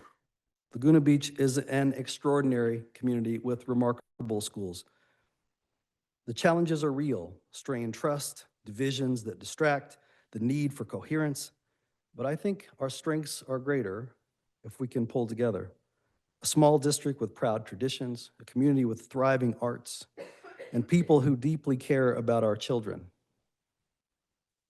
Regardless of the divisions that you have as board members, I believe that about every single one of you.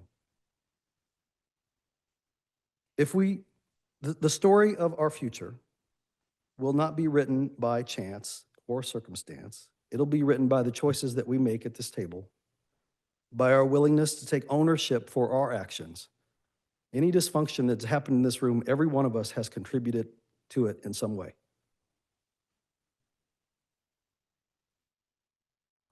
We can be a place that defines what public education can do. One of the reasons that I took this job is because you have the resources to ignite a public education system like few places on earth. I truly believe that if you can't do it here in Laguna Beach, you can't do it. And I believe we can. A few acknowledgements just to close. To the staff, the teachers, the classified employees, and our school leaders, I appreciate your candor, your professionalism, your relentless focus on students. And I mentioned to them today, I know I need to be with them more. I spent a lot of time working on this. I spent a lot of time in the community. I spent a lot of time working on governance, and I haven't been in schools as much as I want to, and that's going to change.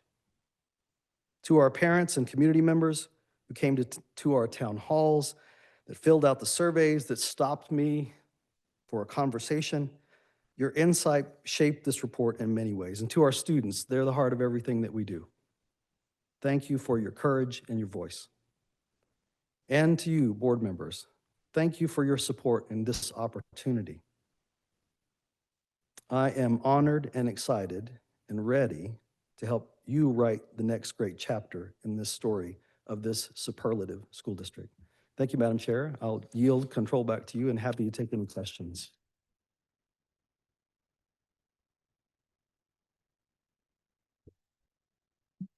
Thank you very much, Dr. Glass. Are there any board questions? Are there any speaker cards now? No. Just questions. Then we did speaker cards. Now we'll do comments. Board comments? Yes. Who? Thank you, Dr. Glass, for that report. Is very, very insightful, and we're really happy to have you here in the district. But one of the things I wanted to touch on that you mentioned in your report was the student's voice being used other ways than just through us. I like to think that Ivy and I are doing our best to represent the students' voices here in Laguna, but obviously we can't catch everyone who people don't always want to talk to us about or respond to our emails about what's going on their mind related to the school board. So I think that your ideas are absolutely fantastic on getting more student involvement. Personally, that's one of the reasons I applied for this position, was to be able to represent student voice, but also I felt like one of my favorite things about seeing the board was how many students who you would never think were interested in the school board coming to meetings, making public comments about things they were interested in. And I think getting more people into that is something that not only helps hold me and Ivy accountable on, are we representing the students' voices correctly, but also just provides tons of new valuable insights from people all over the district of all ages. So I'm really looking forward to seeing that come into action. Thank you very much. Ivy? So 100% to Logan's point, your talk about student involvement, could not agree more. We need our students' voices now more than ever. And I mean, again, it is keeping us accountable. If we are seeing more representation and we're doing our job, you know? Beyond that, I just wanted to say you did an amazing job. Thank you so much. And I really appreciate how you're very positive and you're always making sure to commend all sides. And I think that the board and myself specifically, I don't want to speak for everyone, really appreciates that. So thank you.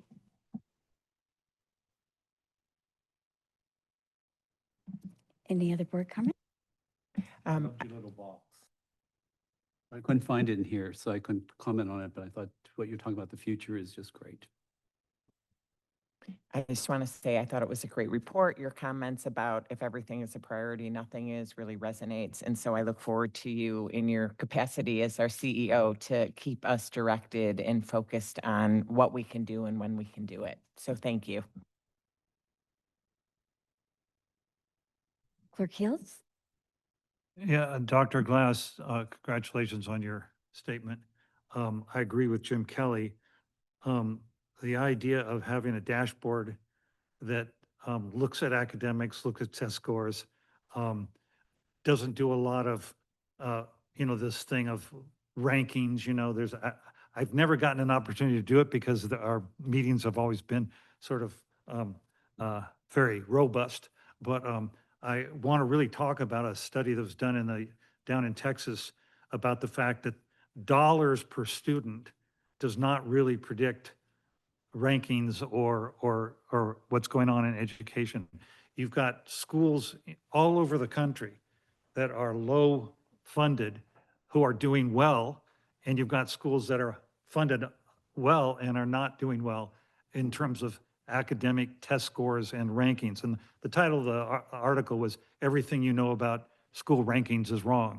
And I want to talk about that someday, but the point is that your concept of a dashboard that is based on, test scores, academics and whatnot, but also values. And that's why I really liked it at the high school graduation when the principal said, I want all the graduates who are here to stand up. And he said, the breakers and the artists, and I had been criticized that I was trying to prosecute some kind of old vendetta or something, because I like the fact that we value both the breakers and the artists, and that you have these traditions and the part of the culture that relate to the arts in the community. And so the point is, I really would like to work with you on that dashboard concept because it's about families, it's about social and emotional well-being, it's about not making sure that we're not modeling cyberbullying and whatnot, which is a huge contributor to suicidal thinking in kids. And the last thing we want in this community is adults who are modeling that behavior of cyberbullying, which causes a lot of problems for young people and, in fact, in the community. The other thing I wanted to say is that, when we did the selection process for superintendent, I was sort of thinking we were going to end up with a 2-3 vote. And we could have ended up with a 2-3 vote very easily. And that would have been okay with me because that's democracy and that's how things work. But in the end, we ended up with a 5-0 vote for you. And it was a genuine vote. I remember at that time, I asked you 2 things. And you promised us 2 things that I had asked for. One was that we really need to restore bylaws compliance, because bylaws in the school district are treated like Robert's Rules of Order. You should do it this way, but if you don't, it's okay. And you made a very strong commitment to me that we were going to restore the bylaws, because you can't have fair, honest school governance without compliance. And The other one was that everybody wants to move forward and put the battles of the past behind. But some of the things that have happened in the past, you can't really go forward if you don't fix some of the things that have caused problems in the past. And I think that's an area where we need to work a lot harder on not making, on this whole thing of, oh, let's just move forward. And, so the question is, when's the cutoff? Last week, last month, last year? When's the cutoff for things that were done wrong in the past that don't need to be righted? And I'm all for not righting wrongs that don't need to be righted. But if there are wrongs that do need to be righted, we need to do that. And that's one of the things we talked about back there. And that's one of the things that I think we still have a lot of work to do. Lastly, I would just say it's been fun working with you. You're a brilliant guy. You're a wonderful writer. And you're a very persuasive person. I really enjoyed doing the town hall meetings and going around to the schools for the back to school nights and stuff with you. And you have a beautiful family, and it's wonderful working with you. I think one of the things that I would like to see when we look at the learner profile and whatnot, and you talk about empathy and citizenship, I think an empathetic person is very clear. We know what that means. When you say an empathetic citizen, that's one adjective that's assigned to the word citizen. And there are lots of other adjectives that go with the word citizen. But the point is, I think that I agree with you. We have a wonderful learner profile. I think we can do some fine tuning on it. And, we also, you talked about, and we hear a lot of people use the words trust. They use, we hear relationships matter. And one of the things I really like about your dashboard is that, see, I believe whenever you use the word trust, which is a subjective word, you got to objectify it by adding to it accountability. If you say relationships matter, yeah, there's relationships, but there needs to be collaboration. And so, I really like your dashboard because it's a dashboard ultimately that is about trust, but is also about accountability. And so I think that's a good model to work towards. And I agree with Member Kelly about the importance of that dashboard display that you put up there. Thank you. Board Member Morgan? Thank you. I appreciate the report. It certainly has, we've all been waiting with bated breath to read it and see what it was going to say and what your observations were on the district.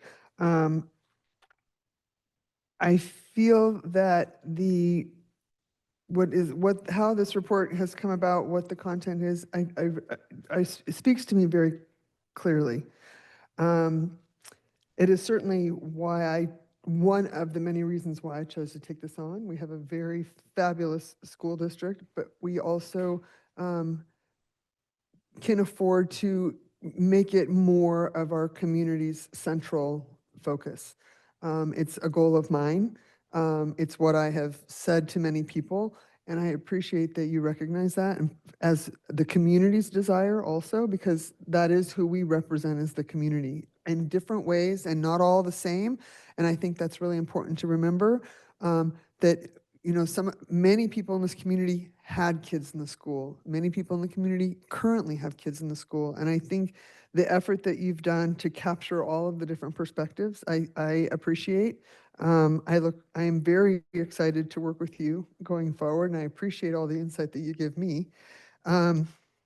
I love the dashboard idea. I think it's great. We've talked about the website being easier to use. We've talked about two-way communication. We've talked about, the student voice. I mean, I was thrilled when students reached out to me, like I said, about the science in January of this year, wanting to go and have a conversation, not an email, not a text, a conversation. And they valued that and they appreciated being heard. And I'm really glad that you recognize that, and I'm glad that you made that a focal point in your themes, because student voice is really important. And at the end of the day, it's who we all serve. The board, the staff, the community, and the parents. Our staff is terrific. But we only have 15% of our staff that live here. I'd love to see that change. I'd love to find creative solutions on how to change that. you're right, if we have all these priorities, then nothing is a priority. So I just want to plant that seed so that it's out there for something in the future, whether it's with the city or not. But when you have when you are within the community that you live, and I love that you live here, you have a sense of agency, you have a sense of ownership that you have to make decisions that reflect what you would want, where you want your money to go. And I think that's really important. And I really am grateful for the time that you took to put a thoughtful presentation together. I am grateful for all of the insight and advice, even the crappy options that you've given me in the past, because that's now an inside joke that I have 4 crappy options, pick one. And I really, really am excited. I have told you that from the very beginning, that I think there is an amazing path here that is ripe for opportunity. And I am absolutely delighted to be on board and work with you. Thank you. Thank you. I was so looking forward to your 100-day report, and it did not disappoint. We definitely have the right person here with us, and I am excited and proud to work with you, and let's do it. Thank you.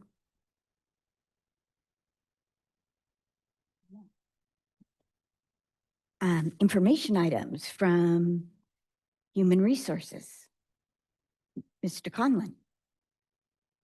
Please provide information on the first quarter report of uniform complaints. Yeah, we have received no complaints for the first quarter. Okay, so I bet there aren't any board questions, are there? Clerk Hills, are there any speaker cards? No, I don't think, probably not. Emily Rolfing.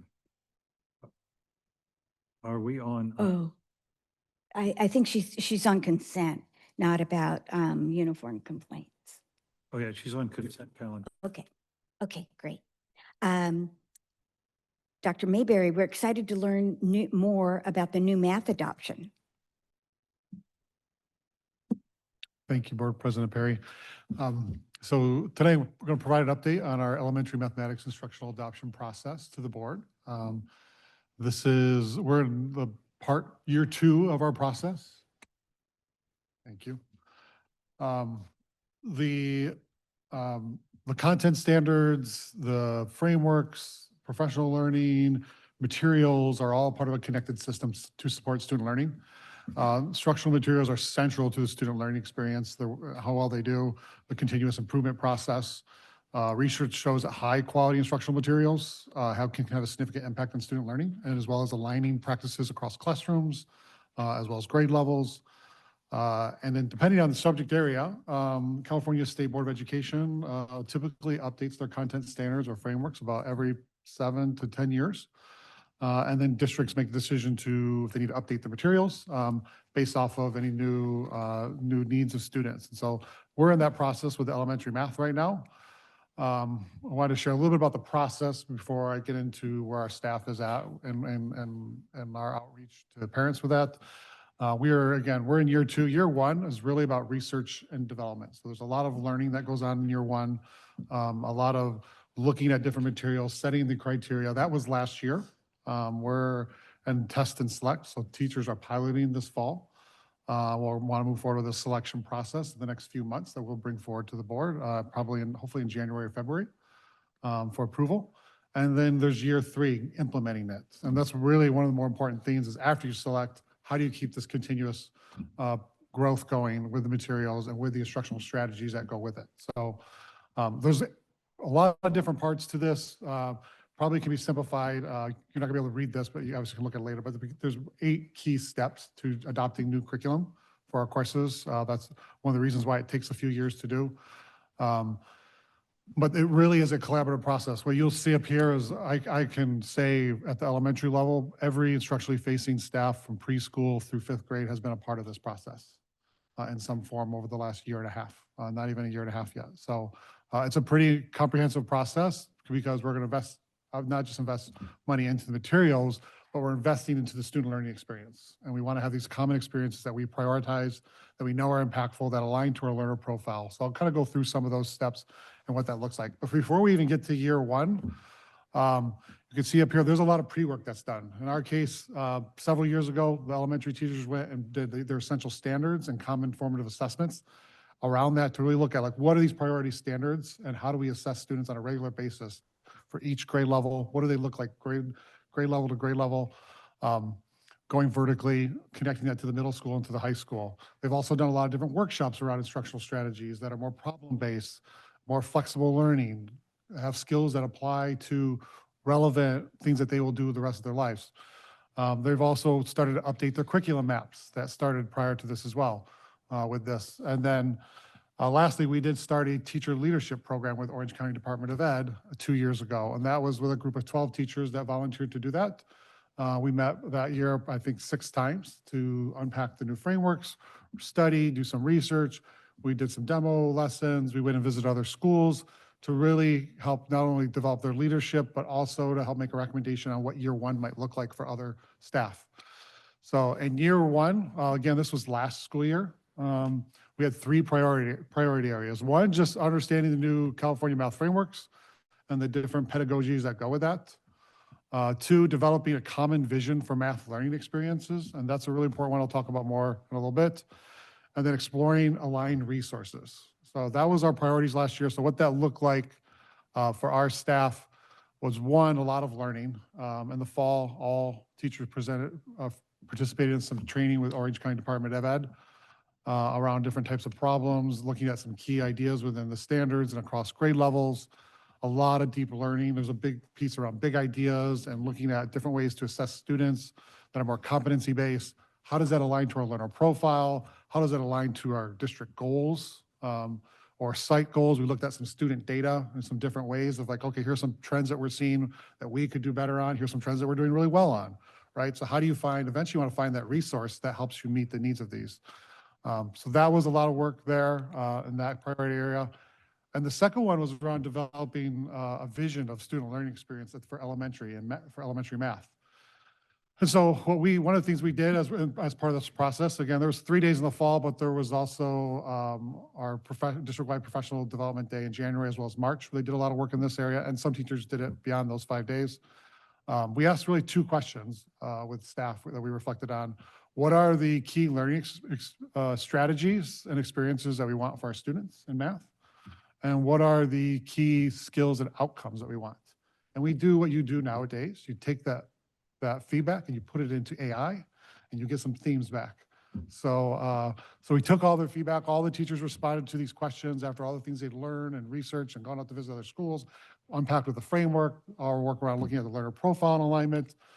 And they came up with this common vision for student learning. And I won't read all of it to you, but I will say this is a pretty, something that I think I am really proud of the teachers and the staff that came up with this because it's really central. It puts students at the center of the learning experience.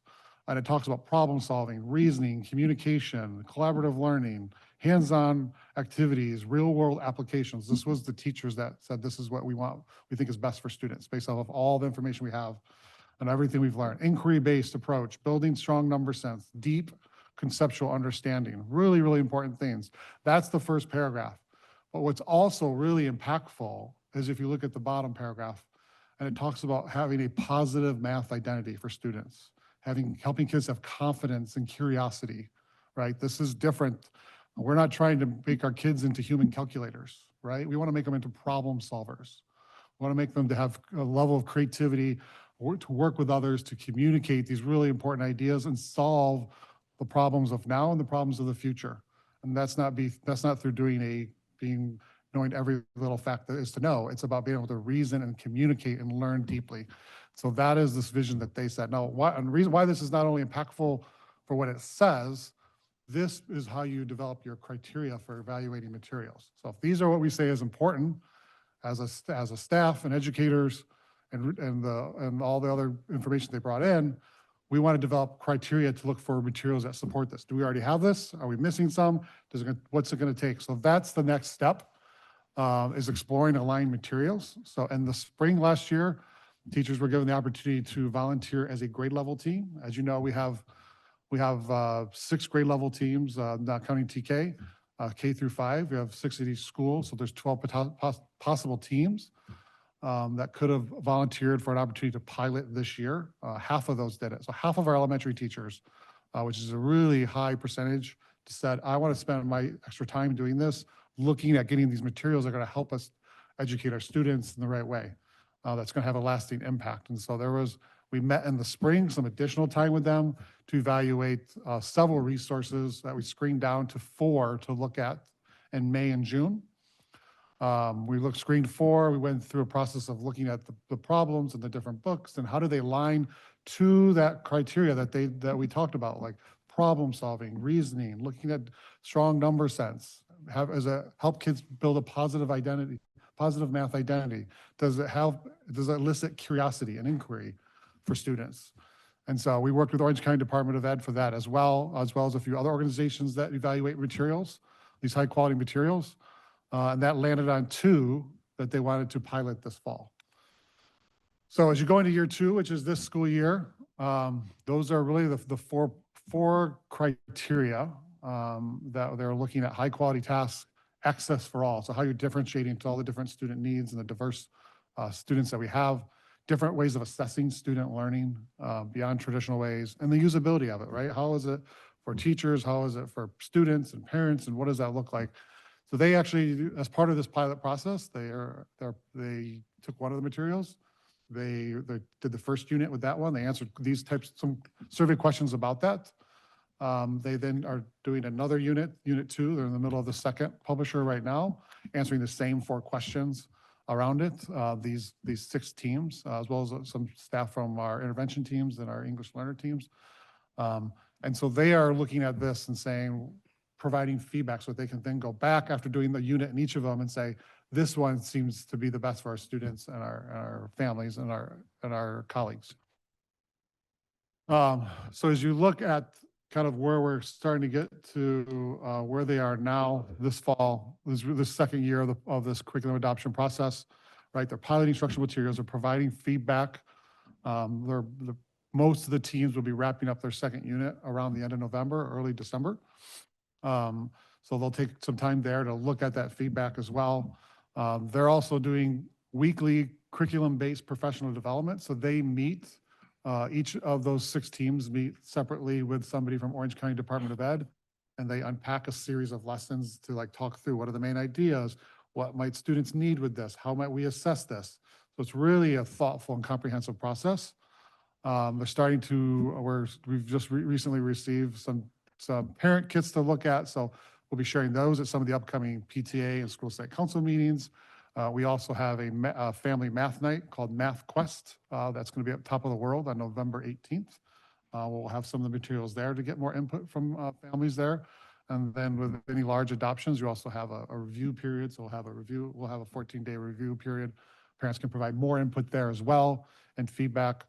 After that process of collecting that some student input as well, there'll be a recommendation on which ones to adopt based on all that feedback. Then you move into the approval process, right? And that involves curriculum council, which we've talked about here previously. That's an instructional services stakeholder group that reviews and offers recommendations to go to the board. Includes teachers, directors, principals, coordinators, parents, board members, elected parent representatives. So a wide variety. It's a very large group. So they'll present to that and say, here's what we're recommending, and get some more feedback and recommendations there. That is scheduled for December. And then lastly, we'd bring it to the board, ideally in January or February, for the board to approve, because there's obviously a set of, we have budgeted funds for this, but as part of the board's role is to approve these instructional materials that align to the standards. So really important process to go through very comprehensively. It's an investment, not just for some materials to provide students, but it's an investment in our approach and how we want students to learn, and how we think we can develop the right skills for them.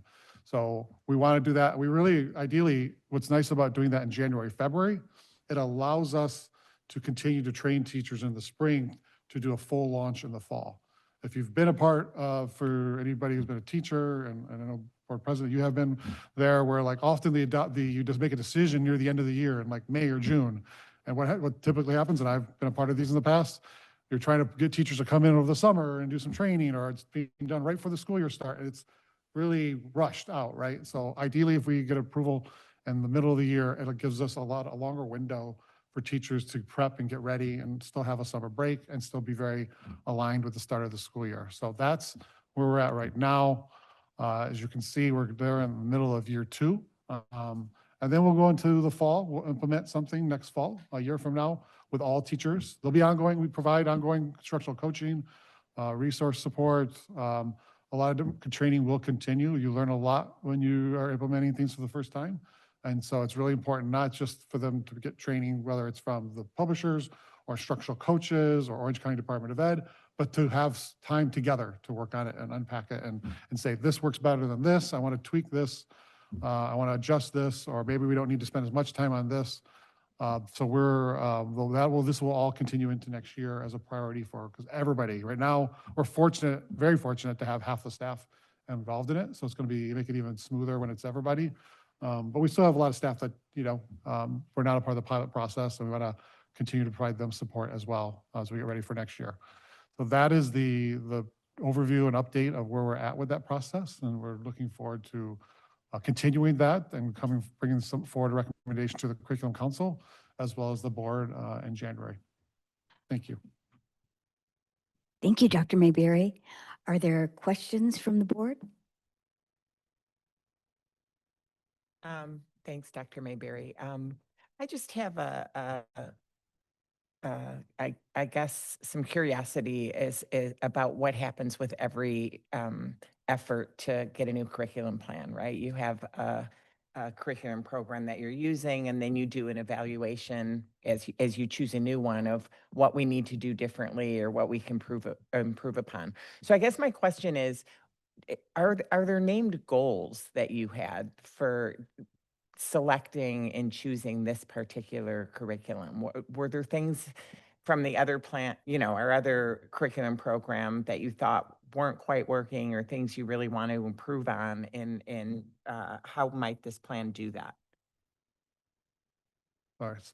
One of the things that emerged from looking at some of the student data and the prior curricular materials was they were very procedural heavy. And you want a balanced approach in math. You want to start with conceptual, so kids are building those relationships and making connections. That's how the brain works. You want to do that. That's not how I learned math. We started with procedural, and we tried to memorize.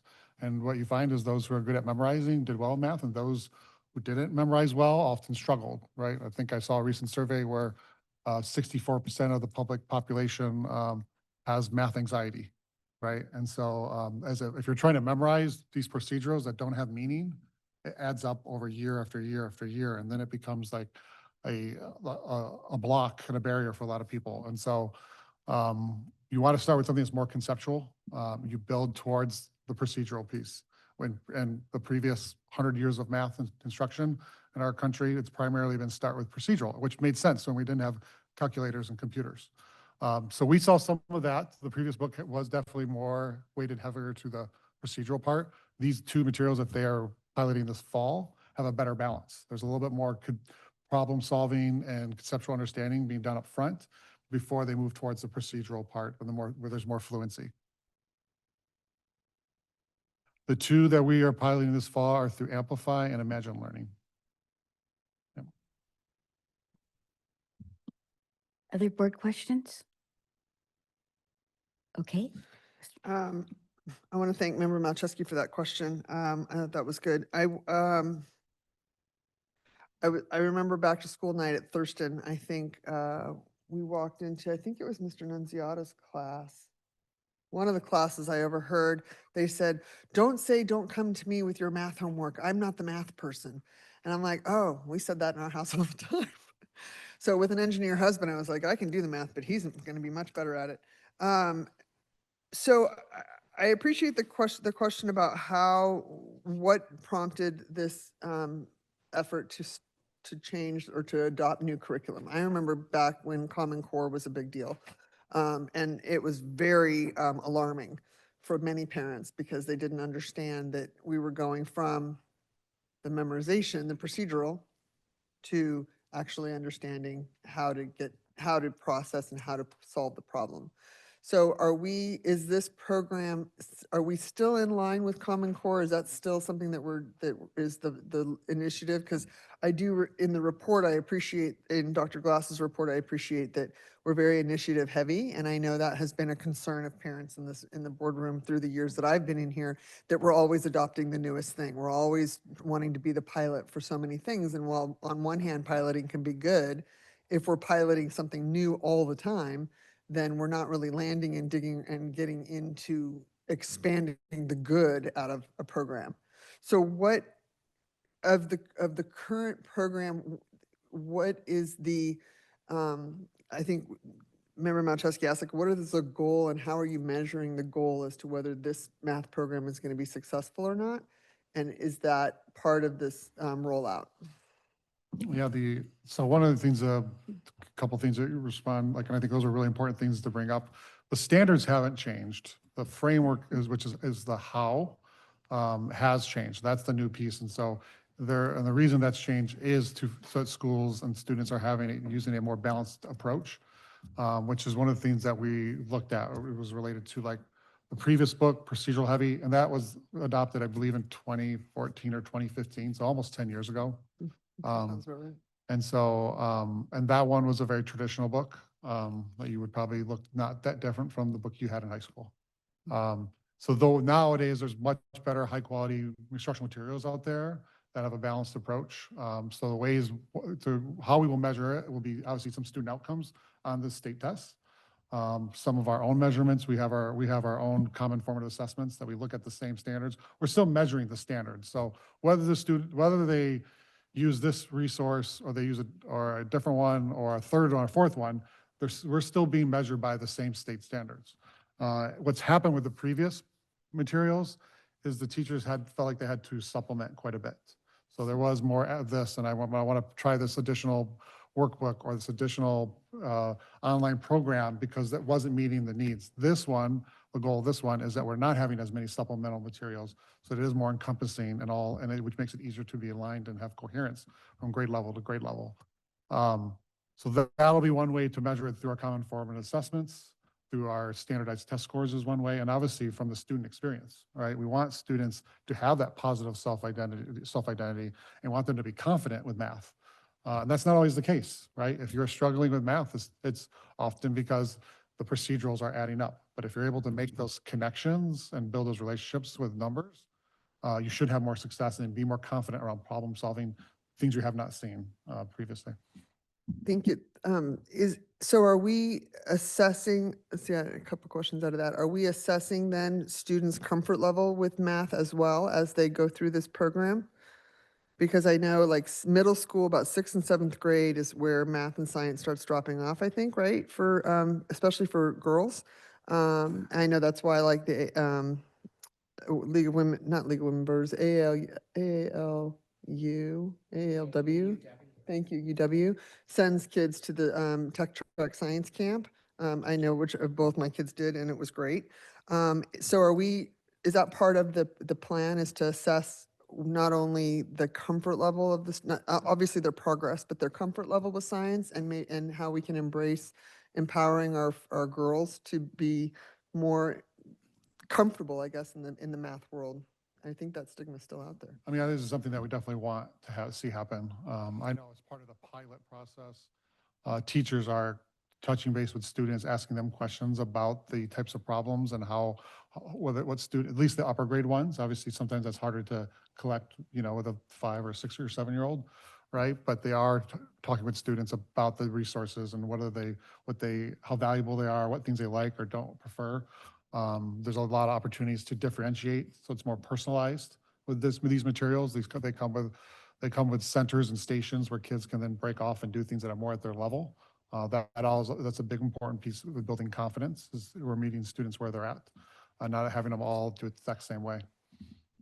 Last question, is there a lot of, I would love to participate in one of these learning opportunities. I know one of my favorite memories of starting in our school system was volunteering for Carol Nilsson's class every Thursday for 2 hours, counting the little stacking blocks and helping the kids with math with the stacking blocks. So is there, is it an opportunity that anyone can come and do these trial these workshops that you're going to hold with math? And then I think that's my last question. The ones we're doing with parents, there's a couple of ways that's happening. One is we're gonna have the materials there for them to look at and just, what does this look like for my student, and what the problems look like, and what might they be bringing home, what resources they have to support them. The math night on November 18th, it's a Tuesday. That is the one that we would love to have you there. There'll be stations and centers that set up that are very similar or the same as what they're doing in their the pilot materials. So they'll see, and that's not everything that's in the materials, but it is a big part of the instructional program, is these different stations and centers. Well, thank you. I would love to attend, so send me a reminder. And thank you for the comprehensive report. I appreciate that. Thank you. Dr. Mayberry, could you just real briefly talk about the textbook adoption schedule, that we're not, so people understand we're not just trying to bring in new things all the time? Yes, so prior to LCFF, the local control funding formula, which I believe was 2014, the state would give specific funding for instructional materials every year for certain of you. It would say, this year you're doing math, the next year you're doing ELA, the next year you're doing science. Now, the secondary level, it's not that was, not as difficult to navigate as elementary level. Secondary level, it's different. So most of those times it's different set of teachers. And they would go through an 8-year, 9-year cycle with that. And they would just start again. That had been going on for quite a while in California. With LCFF, all that funds went into the general fund. So we budget each year funds for instructional materials. There is no specific 7 or 8-year timeline that there was previously.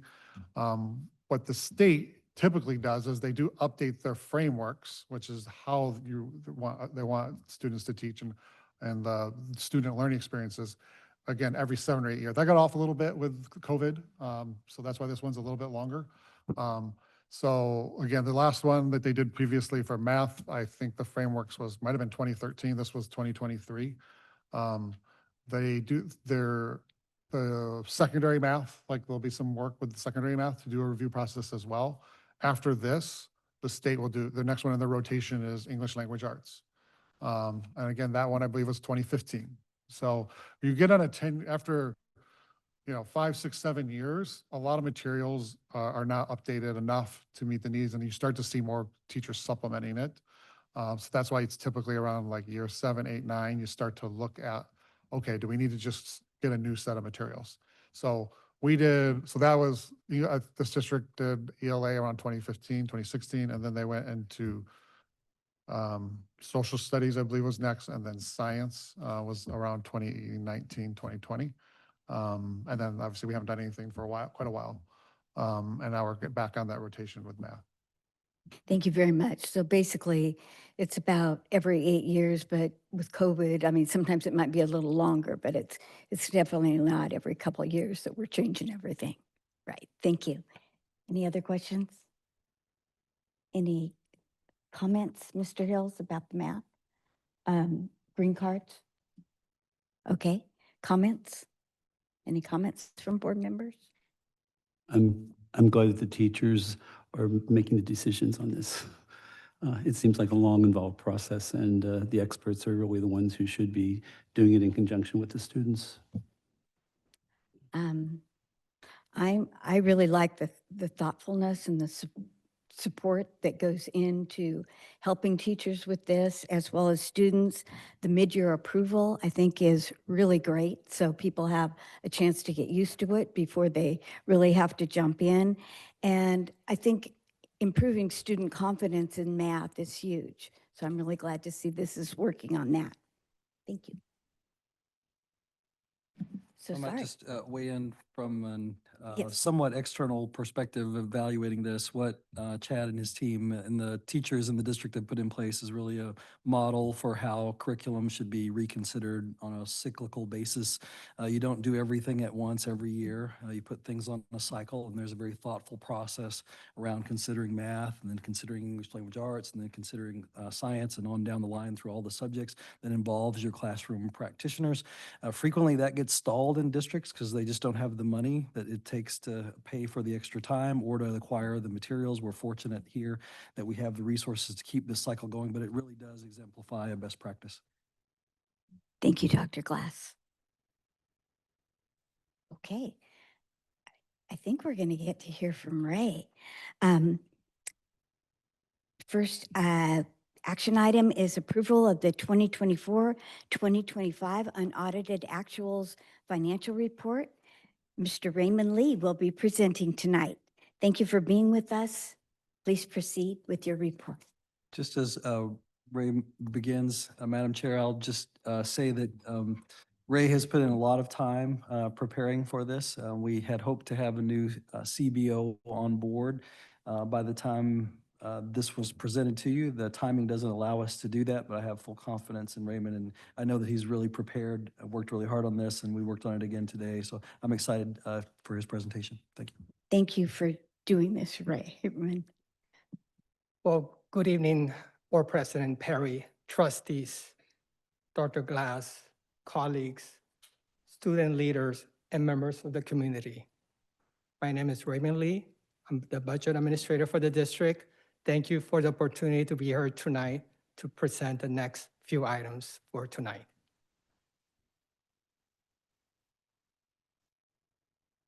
And before I begin, I wanted to commend all of you who are public speakers, because a year ago, I joined Toastmasters of Laguna Beach.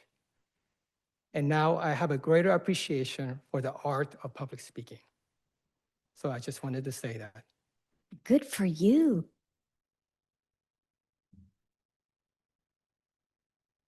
Before you this evening is the unaudited actuals report for the fiscal year ending June 30, 2025. This report is the next step in our annual financial reporting cycle. At this stage, we are presenting the final numbers for 24-25. Once that's complete, we begin the new fiscal year's reporting cycle. The state requires several financial checkpoints throughout the year to ensure the school districts remain on track. The first checkpoint is the first interim report, which comes to the board in December. It covers financial activity from July through October and updates the board on any changes to revenues and expenditures. The second interim report follows in March and reflects financial data through January, providing an updated projection for the remaining of the year. After the school year ends, we bring forward the estimated actuals in May, along with the preliminary budget for the following year. Those estimates show where we expect to close the year and help guide the budget that the board adopts in June.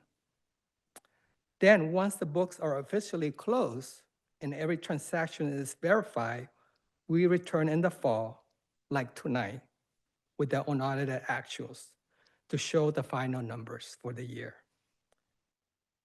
There's also an important step that happens in between, the annual independent audit. The process begins right after tonight's meeting, when our auditors start their fieldwork. They will be presenting the final audit report to the board in January of 2026. And with that, the cycle starts all over again. Each report building on one before the other one. It is a continuous process of planning, monitoring, and validating.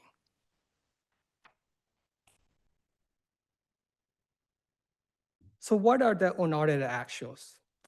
This is the final district reporting for the fiscal year. For the last fiscal year, 24-25. It is an accounting rather than a budgeting process. The reports are year-end financials prepared using technical accounting principles. Essentially, the unaudited actuals is the final product from closing the books. The report includes all final revenues and expenditures, and it becomes the foundation for the annual audit. They represent the final figures for the fiscal year, the actual dollars the district received, and the actual dollars spent. Closing the books each year is a detailed and highly technical process that takes several months of work. The report in front of you follows all state accounting standards and is prepared using the SAC system, which is the state accounting software. This information will be submitted to the County Office of Education, and in turn, they will certify our financial data so it can be sent immediately to the California Department of Education by the October 15 deadline. It is a very tight window, but tonight's certification will allow timely delivery. Unaudited just means the numbers have not yet gone through the outside audit. In fact, our auditors will begin the annual audit in early November. The final audit will come back to the Board of Education in January and will be presented by our lead auditor.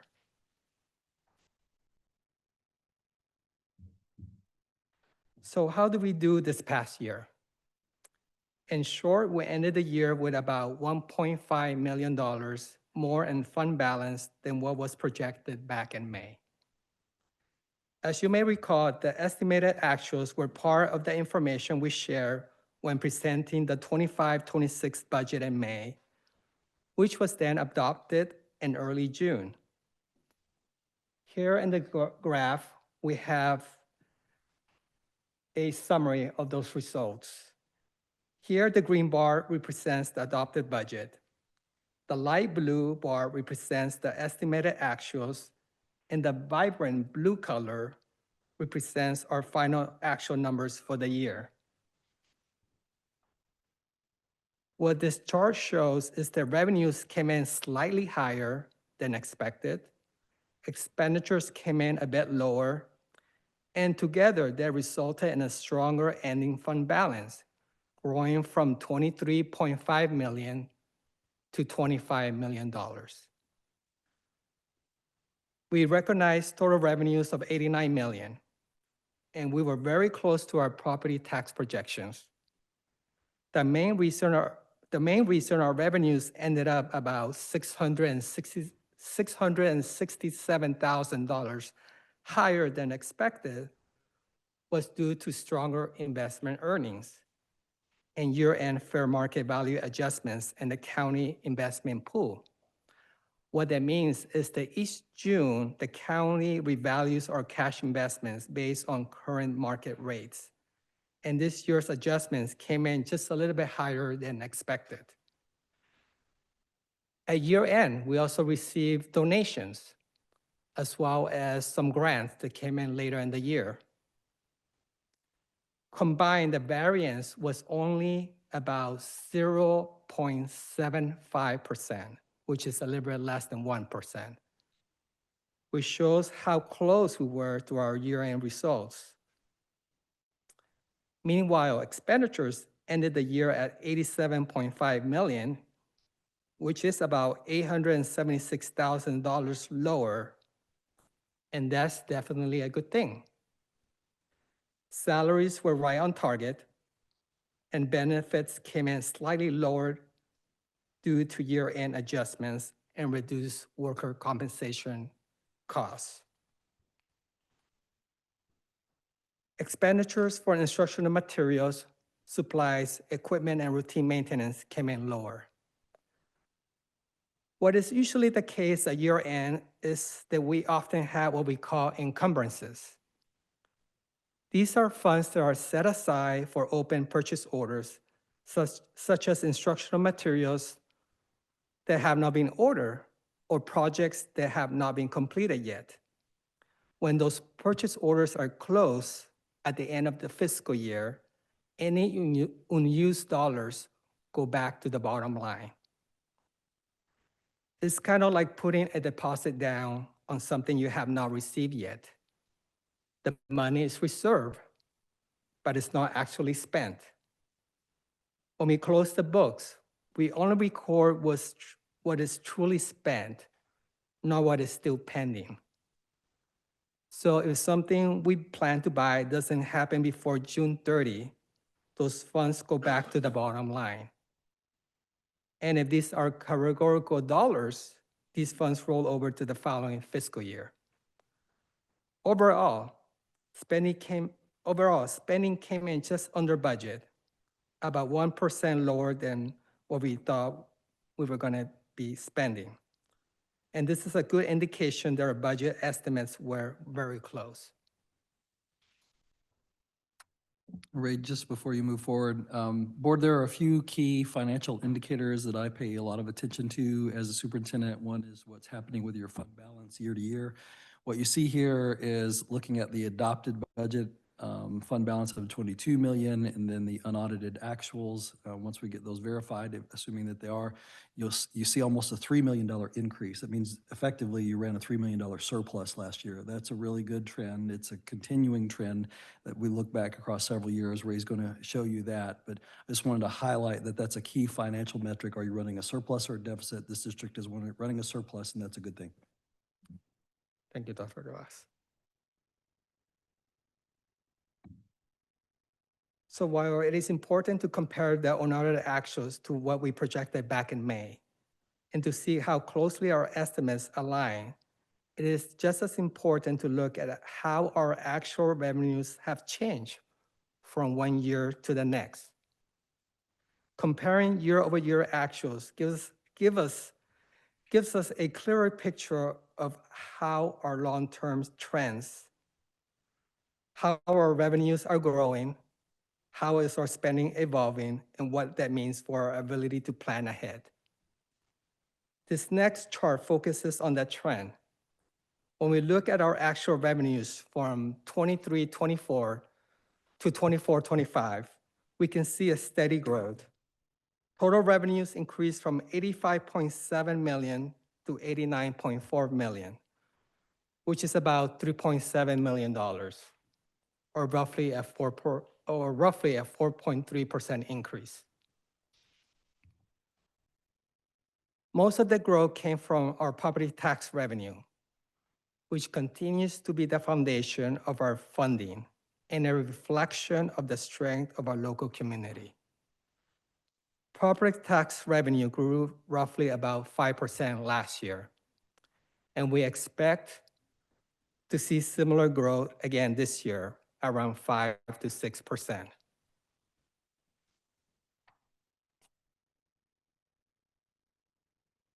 So far, we have focused on how this year closed compared to May and also a year ago. Now, let us take a step back and look at the longer-term picture. How have our revenues grown over time? Well, when you look at our long-term revenue trend, the story is one of steady growth. Revenues have doubled over the past 13 years, which speaks to the strength and stability of our local property tax base here in Laguna Beach. It is also a reflection of a community that continues to value and invest in high-quality education.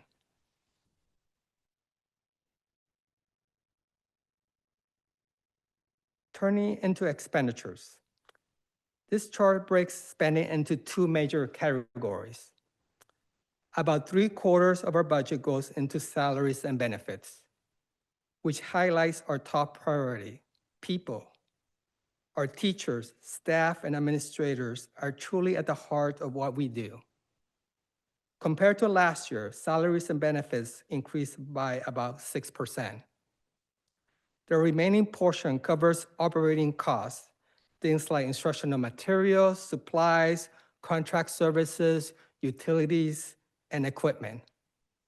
Those costs have grown about 9% over the past 2 years, which aligns with what we have all experienced, higher prices for goods and services across the economy.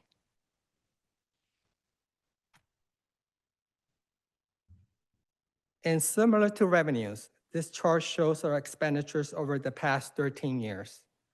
We can see that expenditures have grown gradually, closely following the same upward trend as revenues, nearly doubling since 2012, which reflects the steady growth of the district and our continued investment in people, programs, and schools.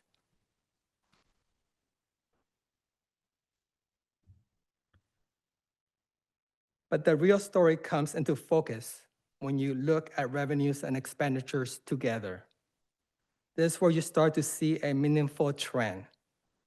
Over the past 13 years, the district has maintained a strong financial balance, averaging an annual surplus of about $3.9 million. These funds have allowed us, these funds have allowed us to keep investing in our schools, supporting facilities improvements, and ensuring our campuses remain well-maintained and welcoming places for students to learn.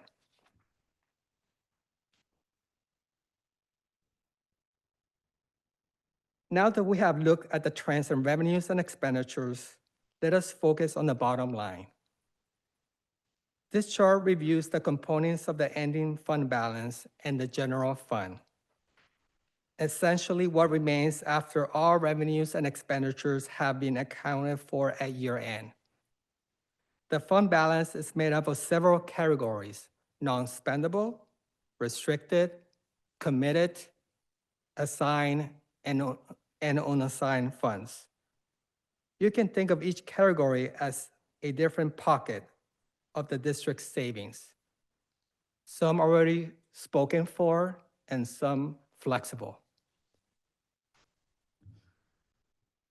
The first component shows $50,000 as non-spendable reserve, which includes our revolving cash account. The second part includes $21,000 in prepaid expenditures. The restricted balance of $4.4 million represents categorical programs. This includes carryover funds for instructional materials and programs. And it also includes our 4% reserve for routine maintenance. The committed fund balance of $1 million is set aside for the district's supplementary retirement plan. These funds were designated last year to cover the cost of the retirement incentive program for eligible employees. Because it is a committed balance, the funds remain reserved specifically for that purpose until the plan is fully paid off. The assigned balance of $15 million represents funds identified for potential one-time expenditures. These funds are not yet restricted or committed, but with board approval through a formal resolution, they can be designated or transferred for other purposes. For example, the funds could be committed and transferred to our fund for capital projects to fund the pool project. Lastly, $4.5 million is held as our state-required minimum reserve for economic uncertainties, which equals 3% of our operating expenditures, plus an additional 2% as required by board policy, for a total of 5%. Combined, these components make up our total ending fund balance of $25 million. This number then becomes our starting balance for the new fiscal year 25-26.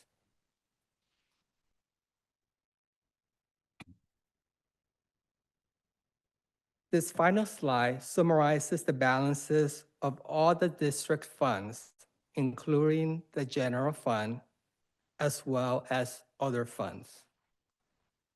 The ending fund balance represents the dollars available in each fund at the end of the fiscal year.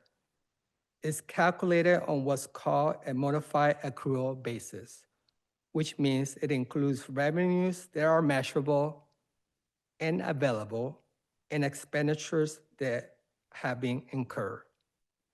Each fund has its own ending balance, and together they make up the district's total fund balance.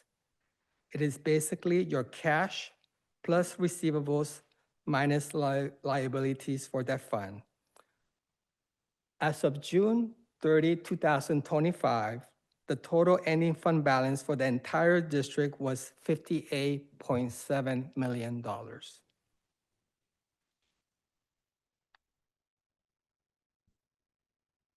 With the board's approval tonight, we will certify the unaudited actuals and submit them to the state. This keeps the district in compliance and ensures our information is reviewed in a timely manner.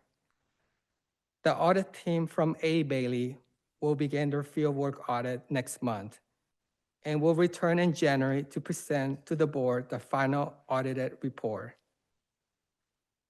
Thank you for your time and attention this evening. I will be happy to answer any questions. Thank you so much, Mr. Lee. Board members, are there questions? Board Member Morgan? I have a couple. Thank you so much. You did a great job. I know this was a lot to take on, it, which is part of your day-to-day, but I know it was above and beyond, and you spoke beautifully, so you did great. Thank you. I have a couple questions. The audit that is conducted is a typical audit that's done in all districts, right? It's not a forensic audit. It's not one that would have identified if we had an overspend issue or anything like that. Are the monies all lining up where they're supposed to be? Is that, I mean, in the simplest form? That's correct, Board Member Morgan. The typical audit happens in every school district, and usually the auditors come in the spring to do the mid-year audit, where they look at different items for compliance. Then they come back at year end. Usually they come back anywhere from September to November to do their audit. And during that time, they look for many things that are part of that annual audit, which is formalized by the state. Okay, so Madam, go ahead. yeah, Trustee Morgan, a comprehensive annual audit looks at the closed books at the end of the year and validates that the funds were accurate. In other words, what Ray and his team have said we spent in each fund, they will go through and make sure that that number was right. So if we overspent and didn't account for it, they would have flagged that. Or if the district has internal financial control problems, like there aren't sort of checks and balances involved in the appropriation of funds, they would flag that and tell you that. The issue with the healthcare audit is that there was a contract, a collective bargaining agreement that was not followed. An annual comprehensive audit doesn't look at individual contracts and validate those. So that's why the annual audits would not have caught that, because they don't go to the level of individual contracts. It really requires a forensic audit that's targeted, which is what you had the time before. Thank you for that clarification. So following that thought, then I'm a little I guess I'm a little confused. I know that we're not going to have a line item. I appreciate the presentation information. I didn't have that. We didn't have that, I don't think, until earlier today. So I went through the 70-page document of unaudited actuals and read through. And I guess I'm still a little unsure if we had, if our agreement with the unions was a 5.5 million budget or a 5.5 million policy contribution, but our policy came in at 6.3, right? Approximately, which this year, which is where we came up with approximately 800. Where is that in here? Because when I look at the general fund under employee benefits, I mean, all the numbers align pretty close. I mean, we're 400,000 off on our estimated actuals versus our unaudited actuals. And I know, and I don't, so, and then it said, we said, where else did I see? We have an employee benefit noted as a decrease of spending by like $276,000. So how, and I got the answers, I got them really late, so I didn't really get a chance to review closely, but I'm curious as to where that came from, where the money to adjust. I know the superintendent, you had expressed that there are limits to how much money you can move through different accounts that doesn't need board approval, but I'm curious, so where is that number in the budget that would show that this fund had more money and that's the fund that would have paid? Because if our premium was 6.3 this year, and last year it was 6 million, I guess, because it was about a $500,000 overspend. Where is that in here? Because it shows the benefits that we paid, 5.5, we paid 5 point, our budget actuals say that we paid 5,528,000, which is our unaudited actuals, and we budgeted the 5.5, which is what the contract agrees to. So how does that work? Yeah, I'll give you the high-level answer, and Ray can give you the details. The unaudited actuals show that the district spent $5.5 million on health benefits, and that's what the district did spend on health benefits, and the auditors will validate that. So that's when you approve this, you're giving us permission to send it to the state and the auditors to do the validation of that. But the unaudited actuals show that the district spent $5.5 million on healthcare. If the collective bargaining agreement had been followed according to the way it's written last year, the district would only have spent around $5 million, not 5.5 on healthcare. The employees would have picked up the other 500,000. And so if we had followed the collective bargaining agreement, the unaudited actuals would show $5 million and not 5.5. Right? Yes, that's accurate. So basically, when we're looking at this report, it's just showing what we actually spent. So for the employee benefits section of this report, it shows $20 million. But out of those $20 million, there are other components that make up total employee benefits. We have the pension costs, we have Social Security, we have Medicare, unemployment insurance, and workers' compensation. And then finally, we have health benefits. So health benefits is just a piece of the pie. So in this report, we have 5.5 million showing as what we actually spent for health benefits out of the $20 million. Right. And what the 5.5 million represents is actual premiums paid to the carrier minus employee contributions. The 5.5 is? Yes, the 5.5 is. The 5.5 is the net cost to the district. Got it. So 5.5 It's is the net cost to the district. So if the collective bargaining agreements had stated something in writing that the employee contribution should have been X amount, then perhaps that should have been followed to the dot. And I think Mr. Bishop at the last board meeting gave a comprehensive review of what his findings were. Yeah, okay. I think I'm still not totally clear on this because I think, and I'm just keep coming back to the same thing. I think the agreement was 5.5. We paid more, but you're saying that the premium was actually less? It was 5 million? and then No, we the difference? contract doesn't specify if it's 5 million or 5.5. The contract specifies what is the district's contribution per tier, per plan. So it's practically impossible to derive from that what the district's contribution should be. So because your number of employees is shifting throughout the year. So there's an estimate related to that. But again, the audit or the unaudited actuals are showing you what the district actually spent on healthcare. So 5.5 million is that number.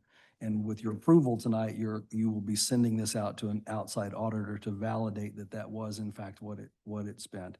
The core of the issue is that the bargaining agreement should have had the employees pick up more of that $5.5 million. That's the net amount that Ray's talking about. But we didn't, but between the 5.5 that the district paid and then what the premium balance turned out to be was more.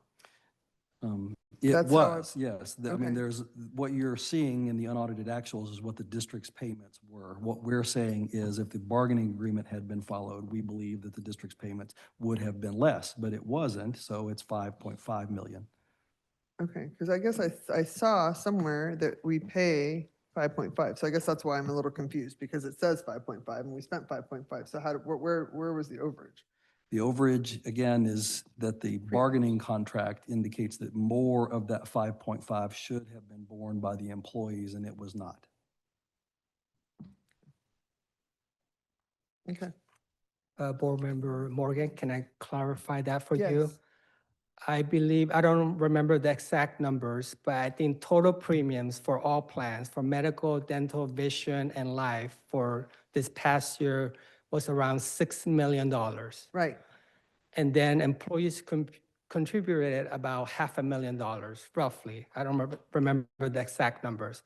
So when you take $6 million in total premiums and subtract the employees' contribution of $500,000, We get to we'll end up with about 5.5 million. And that was the total net cost to the district. But if we're saying that employees should have contributed more, perhaps more than $500,000, then we will have not spent $5.5 million. We will have probably spent less than that, maybe 5 million. Okay. Thank you.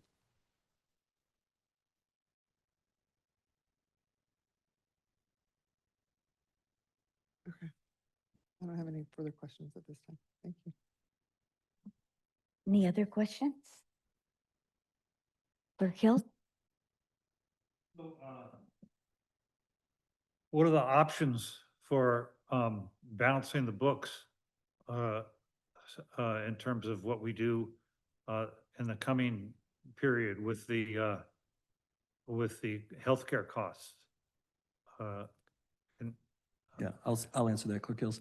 That really is a question for our new CBO to tackle right away. As I've mentioned previously, it's a question that will be resolved through collaborative bargaining with our associations. It will involve the board determining at what level the district wishes to contribute to the plan, but it will be a process. It's not something that we would be able to answer tonight, nor from the administration, we have the authority to say what that is. I sort of assumed that might be the response, but I mean, that is self-proving. I mean, that's just a fact, that we're not there yet, but we could speculate about some of the options without stating that we would follow those options. But so when this goes up for the unaudited, goes up to be to the County Department of Education for auditing, are they going to find that there was a overpayment, or what are they going to say about it? What the county does is just do things for compliance. They will accept the report as it is, and they will submit it to the state of California. From there, that allows our auditors to audit our financial information and present to the board back in January their findings. Yeah. Are they what are their findings going to be? That's up to the auditors. Yeah, we can't say that. They need to conduct the audit and determine that. However, because we've now flagged the healthcare issue as an item, it's something that they will look at. As we would have if we had told the auditors last year that we suspect there's a problem, it would be something they would look at in the course of the audit. But as I was mentioning to Member Morgan, evaluating compliance with individual contracts is outside the scope of what a typical audit does. But because we know it's an issue now, it'll come up. I understand, but so I just want to make sure. So that what that means is what we're doing this year with respect to the healthcare premiums and the overpayment is different from what we did last year. In other words, we've changed our behavior because we're flagging it to them because we did that audit. Yes, it's widely known now that we have a problem, and that will be something that we'll make sure is communicated. And I think you guys have done a great job. We're improving over what we did over the last 5 years. And I also want to just thank you for your presentation. I don't know how much you have left to go, but so far, as in terms of how far we've come, it's been very helpful to me. Sure, thank you. And I did wanted to ask something for the board to consider. 10 years ago, our CBA had one single district cap number. 10 years ago, it was, I believe, 4.5 million. It was one number that was clear, everybody could see it, and everybody could understand it. That was 10 years ago, 4.5 million. So perhaps we should consider, should that number go up by inflation, or should it stay stagnant?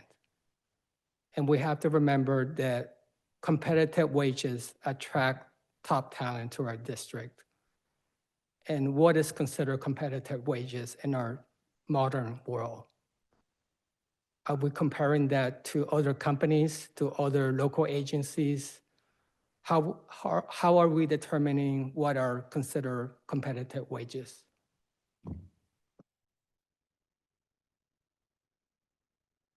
Yeah, that context, I just want to respond by saying that, you know, cost reductions are also something that are possible. I don't know if you looked at this 5.5, what exactly would be the insurance commissions for the brokers and whatnot, but I think those are all issues we're going to have to look at as we go forward.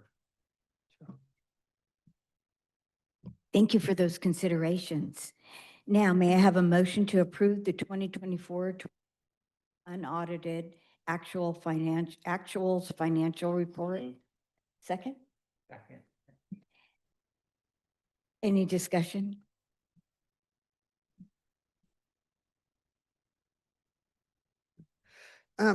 So I just want to be clear that if we approve, because there's been comments of, well, you approved the interim budget December 16th. Okay, well, we got our binders, I think, the Friday before, and no explanation of the budget, of the audit and the interim report and what we were looking for and everything. It was presented that night, approve it, because if you don't, then we're not in compliance by tomorrow.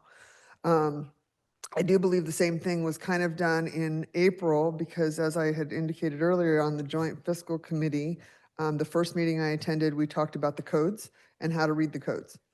Pretty basic. We were done in about 25 minutes. And my colleagues here can attest to that. The second meeting that we had basically looked at the property taxes and the fact that by, in the next couple of years, the big celebration was that we're going to have almost $100 million in our budget. So there really has not been, and I know it's on record that I have asked multiple times for a comprehensive budget presentation on how we were going to pay for the pool and everything else. And I think we got that finally in June of what the budget was, and what that clarified for the pool is that we have to drain most of our funds to pay for this as long as we stay within the reserve of 25 million. So if we approve this, if we don't approve this tonight, does that means that we're not in compliance with the state?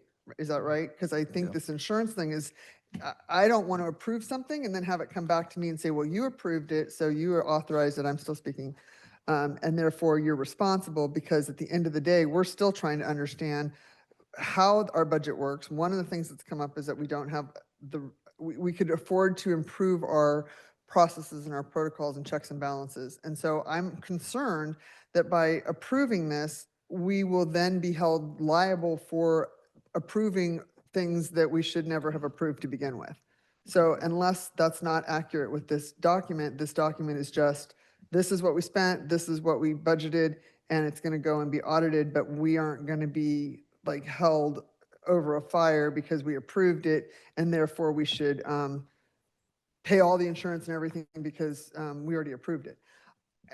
Some of that might be a little flippant, but I'm really wanting to understand this. I want to make sure that our staff is taken care of, but we are also responsible to our tax-paying community, which is actually a larger number. So I mean, that's just a fact. It's not an insult. It's not an attack. It's not anything. But those people checked a box for me to sit here. And part of that was so that we had good oversight. And so it's been used against us multiple times that we've already approved 2 interim budgets. Yet I will argue that it was without a lot of background information. So I want to make sure that whatever we're approving here, if we are approving it, that it's not going to be, one, hindering a solution for the staff, that it's not going to hinder the board, that we've approved something we never should have, that we have all the information that we need to keep compliant, but also keep our options open to be able to fix the systems, to address the staff needs, to protect the taxpayer dollars. And I don't know how all that makes sense or anything, but I find some of this, I find the overpay to be alarming, because I have sat in this room for a long time. I've listened to some of these budgets. I know that we're very well, and I think to the point of, just because we have money, we can continue to spend it is not a good practice. Especially if we're trying to build a $25 million pool, we're trying to fix some of our, improve some of our other facilities. But we also want to start investing more into our academic pathways for our students. So I don't want to approve this if I'm compromising any of those things or the board for making this decision. Okay. Who's got the floor? We're not approving a budget. This is what we spent. Right. I'm sorry, I said budget. I don't want to. No, but I'm slightly confused because they're not asking us to approve what we might spend. They're showing us what we spent, what we brought in and what we spent. These are the actual numbers. So there's no judgment to this. I Right? understand, but I understood that with the audit, with the interim budgets as well, and that's been used back. Well, no, against us. that We you, approved there it, was so. a slide put up that said, do you want to allocate an extra $400,000? And the vote unanimously was yes. That was on the 16th That of was- December? We did it twice. I'm not trying to get into the details of it. I'm explaining that those are judgment decisions about where we're going to allocate our funds in a budget. This is what we actually spent. I do understand how a budget works. Thank you. And I still stand by my concern that I want to make sure what this reflects, which I understand reflects what we've actually spent. But by sending it on, we're not being tied to some concern that we've spent more money on insurance or things like that, and then it's going to come back to the board somehow. Dr. Glass? Thank you.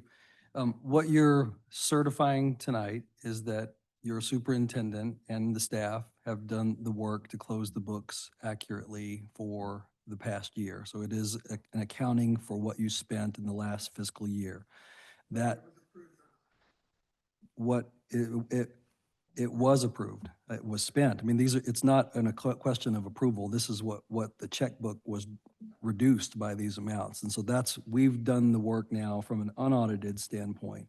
What you're doing is certifying that from the district standpoint, this is what we believe the closing out of the books is. That is not the final word. That is now then referred on to the county and the state and an external auditor to validate that all of those numbers were in fact accurate. And so what you're doing is sending it on to that next step. Clerk Hills? Yeah, I would like to associate myself with Member Morgan's comments and elaborate a little bit. That's why I asked the question earlier, are we doing something different than we've done in the past? And I got the answer is yes, we're doing something different because what we're sending up to the county notifies them and informs them of the fact that we had a audit report that indicated we were out of compliance with our. One clarification, collective- Clerk Hills, and that would be we would notify the auditor of Brett, of that issue. I'm sorry? We would notify the auditor of that issue. Yeah, and, I think it's interesting because, you can say, well, this is just what we spent last year. But then as Member Morgan's pointed out, we're also hearing, why are you guys asking any questions about all this? You voted to approve it. And so that makes it necessary for me to state on the record, again, as I've said 4 or 5 times previously. You don't, you're not in a situation where you can be said to have approved something when you didn't know about it and when it was concealed and undisclosed. And so the reality is that when the question came up of whether we were going to give the insurance companies our numbers and we were going to commit to these numbers and whatnot, the question was, are we doing the same thing that was done 4 times earlier or 4 times previously? And, the answer that we got from council was no, because you need to have an agreement in place so you can negotiate to get back to the caps. Now, what getting back to the caps means could mean a lot of different things, and that's what's going to be negotiated. And it could actually be an opportunity to do what we should have been done during those 3 or 4 years. We should have been saying insurance health insurance prices are going up, costs are going up. We've got caps in the bargaining agreement that the unions agreed to that, you know, arguably aren't meeting the need. And so instead of just going over the caps and not saying anything about it and for 4 years or whatever, we should have been saying something about it and say, we've got a problem here and we should have been addressing it. And so now we're going to have that opportunity in the negotiations to address it and figure out how to do it. But it's very important to make it clear that when I voted for any of this at any time, it either was without knowing and it should have been disclosed. And so I would argue that the board was not given the information to make a knowing and informed consent. But that's okay. We move on and we solve the problem. But I think what Member Morgan is saying is very important to understand how all this came about. And I'm just glad to say, I'm happy that we can say that we're not doing this time the same thing that we did last time, because among other things, this time we're disclosing the fact that we had overpayments. In the previous years, when we did this unaudited finals, we didn't disclose that to the county and to the state. This year, we're disclosing it. And that means that we're doing better, that we're doing it better than the way we did it in the past. So I commend your office for getting us to this point. Thank you, Clerk Hills.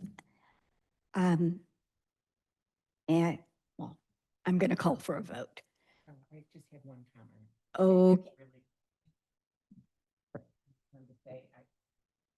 I know that this past year in your office has been exceptionally busy. You've all been working extremely hard.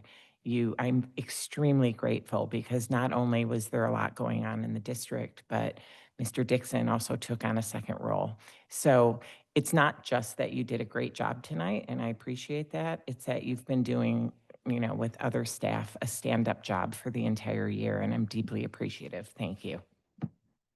I too really appreciate all the extra hours you put in. Thank you so much. Okay, let's call for the vote. Student board members? We'll be voting yes. All in favor? Aye. Aye. Opposed? No. Thank you. Okay, you don't get to leave yet. Sorry. Approval of resolution number 2521, increase 2024-2025 GAN limit by $3,410,396.95 and adoption of the 25-26 district appropriations subject to GAN limits. Mr. Lee, please continue with your next item. Thank you. Next is our GAN limit calculation. The GAN limit is a California constitutional rule from 1979 that says the amount of tax revenue a public agency reports each year has to stay in line with the formula based on inflation and student attendance. For school district, it's really an accounting compliance step. Each year, the state's tax accounting software automatically calculates this limit for us. You can think of it as the state's way of double checking that our revenues align with the constitutional formula. Because Laguna Beach Unified is a basic aid district, most of our revenue comes from local property taxes. Property tax growth in our community often outpaces inflation and enrollment, which is a good thing, but it means our actual revenues can exceed the preliminary state limit. When that happens, the law automatically requires us to raise our limit to match the revenues we actually receive. For 24-25, our preliminary limit was 68.7 million, while actual appropriations from tax revenues total 72.1 million, an increase of about 3.4 million. This 3.4 million is not new funding. It's simply the adjustment required by law, so our official limit aligns with reality.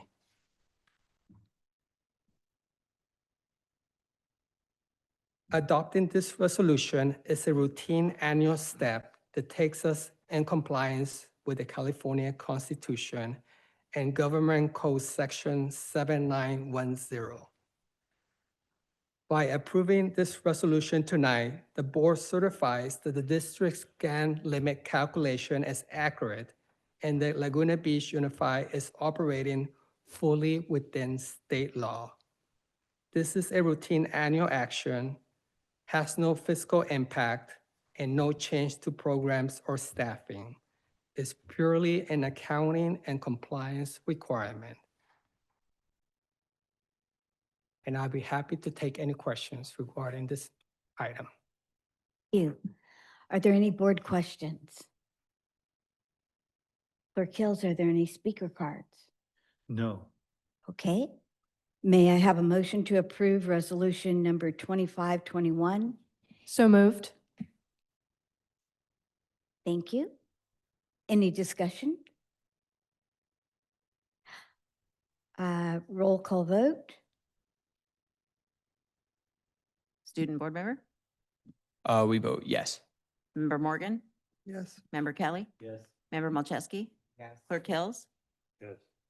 President Perry? Yes. Thank you. Okay. Approval of resolution 25-22 to establish an interfund transfer of $900,000 from the general fund to the special reserve fund for facilities repair and replacement program for 2025 through 2026. Mr. Lee? Thank you. Next is Resolution 25-22, authorizing a transfer of $900,000 from the general fund to our Facilities Repair and Replacement Program, often referred to as the FERP. This program began more than 20 years ago following the 2001 bond measure. And this was to ensure that our schools remain in good repair over time. Each year, we set aside funds for major maintenance projects, things like roofs, HVACs, flooring, and plumbing. This proactive approach allows us to plan ahead, avoid costly emergency repairs, and keeps our facilities safe and fully functional for students and staff. This transfer is already built into our budget and multi-year projections. So tonight's action simply reaffirms the board's ongoing commitment to maintaining our facilities in excellent condition. Thank you, and I'll be happy to answer any questions. Thank you. Any board questions? I have one. Is this, so the FERP is a maintenance-only fund. So if we use this, was this fund identified for the pool? Fund? Ray has another slide to show you where the pool funds are coming from. Do you want to show that, Ray? I have the handout. Oh, okay. I can Yeah, share with the yeah, board. Let's do that. Okay, so this is not, I mean, I know what the FERP is. I know that it's for maintenance and things like that, for repairs, emergencies, et cetera. I thought I saw at one point somewhere that we were using those funds to help fund the pool. And so I guess my question is, if it's part of the budget, it's not a new expense, but what it is going to do is by going away for the pool, we're not going to have those funds for the expense. Is that right? Ray will answer the question.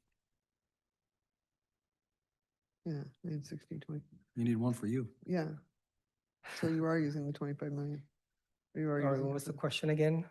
Well, I think this answers it. My concern is that by, I'm not opposed to approving the resolution, but I'm concerned that this is our repair and replacement program, and it's been earmarked for as $100,000 or as $1 million of the $25 million pool. So what happens once we move these funds for the pool? What happens if something breaks down and we need to repair it? Excellent question, Board Member Morgan. So the paper in front of you shows the balances as of June 30. Mm-hmm. So let's imagine we're on June 30 and we wanted to build a pool at that time. the paper shows the funds available to build the pool. Mhm. And the transfer that we are asking the board to approve tonight is for the new fiscal year. It's already been budgeted. And it just means that we're gonna add an additional $900,000 to the fund balance in front of you. So So it would be 1.8 million, 60? you will be adding additional $900,000 to that number that you see in front of you. Yeah, to the FERP. So that would Correct. be, so if it's 960 here and tagged to go into the pool, we're adding another 1.8. 900. 1.8 million, Right, but we're not tagging the 1.8 million for the pool, we're only tagging the 960. correct. So we're putting 900 back into, Yes. and what's our annual budget for the FERP typically? Is it always been 900? It depends on the different projects. So for example, this past summer, we have the field, the synthetic turf. The cost for the project was about $1 million. So essentially, this money is going to go towards paying for the synthetic turf. The 960 or the 900 that we're transferring today? The money that we're transferring tonight. So that's already spent then. So how are we putting funds in to anticipate future needs this year? Because there's other things that Yes. could go wrong. So we're, So every year, we try to allocate money to replenish the money that's spent out of the fund. So depending on what projects we have lined up, and there might be a question for our director of facilities to see what kind of projects are down the road. I don't have that information in front of me, but we can always come back and provide you with that information. sure. Well, I know we have a 10-year facility plan. I get that. So, and I know that this is not for that. This is for repairs and emergencies and an HVAC breaking, like you said, a leaky roof, or, you know, the fictitious pipes bursting and flooding classrooms all the time. So I guess I'm still have that concern that if this 960 is being tagged for the pool, the 900 that we're transferring today is going to pay retroactively for the turf that's already in. Where are we transferring money to repair things? Well, I just wanted to mention that in the general fund, there's also a budget for routine maintenance, and it's about roughly $2 million. So out of the general fund, we also have money for routine maintenance projects, for painting, for plumbing, electrical, and all those items are paid within the general fund. What the FERP is for, I think of it, of the Like a new FERP roof. as larger projects. Okay. So if New I may, roof, new- all of your reserve funding is 50, what's on the sheet there? 58 million. $58 million. You're going to move $25 million out of that to pay for the pool, which is going to leave 30-some million dollars left. So that would be, if you had something happen where we needed additional money to cover it, you still got a healthy reserve to cover those kinds of expenses. Right, which you've also confirmed that you don't, that there is no other projects being done after the pool unless there's a bond, because we have no. That's, To be- I would not. It goes below. Yeah, I would not characterize it like that. It would mean that your future projects will have to be done a little bit at a time. So this year, for example, you added $3 million in surplus money to your reserve. If you did that again, you'd have 6. If you did that again, you'd have 9. So you'd Plus we have a start building projection up, going right? up You start too, building so. up enough cushion to start taking on some larger projects. Or you, if you had a bond, you'd be able to do it all at once. So it's really a question of, are you able to do it a little bit at a time, or if you have a bond funds, you're able to do large projects all at once? So and some of this is just for understanding, but if we have, to pull a bond to take a bond to do everything all at once, we have this fund that this came out of because of the last bond, right? So, No, this was not funded from the last bond. The last bond improved and expanded the facilities, and then you're using general fund dollars now to maintain the facilities that you have. So Ray said it was a commitment that a board made in the early 2000s to maintain the facilities that you have. oh, this says, yeah, as part of the facilities master plan following the Following the bond. bond, right. But it's general fund money. This is not bond money. The bond's been spent decades ago. Okay, got it. Yeah. Thank you. Yeah. The bond was probably spent in the first 5 years that you got it. Okay, thank you. Any other questions? Okay. Oh, did I miss it? May I have a motion to? Oh, okay. Any discussion? Okay, call for a roll call vote. Student? Yes. Thank you. Member Morgan? Member Kelly? Member Malcheski? Clerk Hills? Yes. President Perry? Yes, Thank you. this is your last one. Yes. The approval of Resolution 2523 to establish an interfund transfer of $1.2 million in the general fund to the special or capital improvement plan for 2025, 2026. Mr. Lee? Thank you. The last business services item tonight is Resolution 25-23, authorizing a transfer of $1.2 million from the general fund to the Capital Improvement Plan Fund, also called CIP. The CIP was created in 2014 as part of the Facilities Master Plan to support projects that go beyond regular maintenance. Things like new classrooms, athletic facilities, like we saw what we did at Thurston, the nice field that was done there, and other major site improvements. Like the FERP, this transfer is included in our budget each year. It allows the district to plan ahead and keep our campuses updated and aligned with the needs of students and staff. And I'll be happy to answer any questions. Board questions? No? Okay, may I have a motion? Thank you. Any discussion? No? Roll call vote, Mrs. Weber? Logan? Yes. Member Morgan? Yes. Member Kelly? Yes. Member Malcheski? Clerk Hills? Yes. President Perry? Thank you. Thank you. Thank you very much, Ray. You Thank get you to go again. home. Thank you. Thank you, Bora, and thank you, Dr. Glass. Thank you.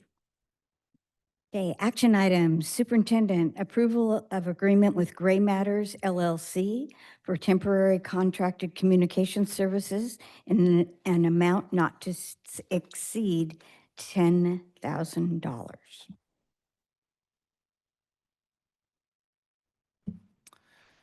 Thank you, Madam Chair. With the increased communications need over the past 2 weeks related to the 100-day report and the need for editing, support, design, layout, Marcom work on that, I reached out to a colleague that I've worked with previously that has an LLC in communications, Tammy Schiff. She has the Gray Matters LLC to support us with the completion of the 100-day report. As was mentioned earlier, our current communication director is out on leave, and we had an increased need during this particular period of time. So I brought Tammy and her team on to support us through the delivery of the report that you have. I don't expect that we'll need the full $10,000, but it's there in case the need continues. Thank you. I'm sorry, in case the what continues? In case the need continues. Okay, thank you.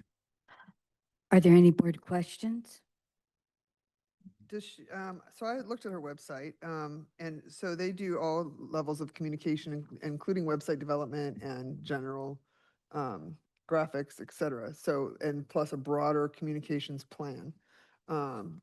Is there a timeline on her contract of when it would expire if we were to approve? And is there options to increase it if we have a larger need beyond what's approved tonight?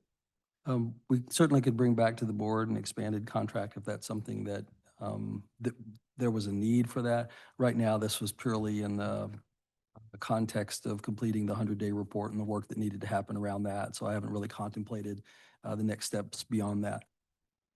Thank you. Any other questions, Clerk Hills?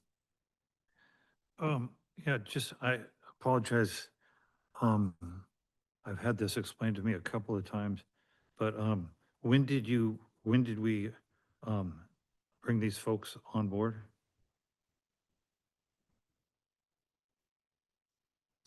September 30th, yeah.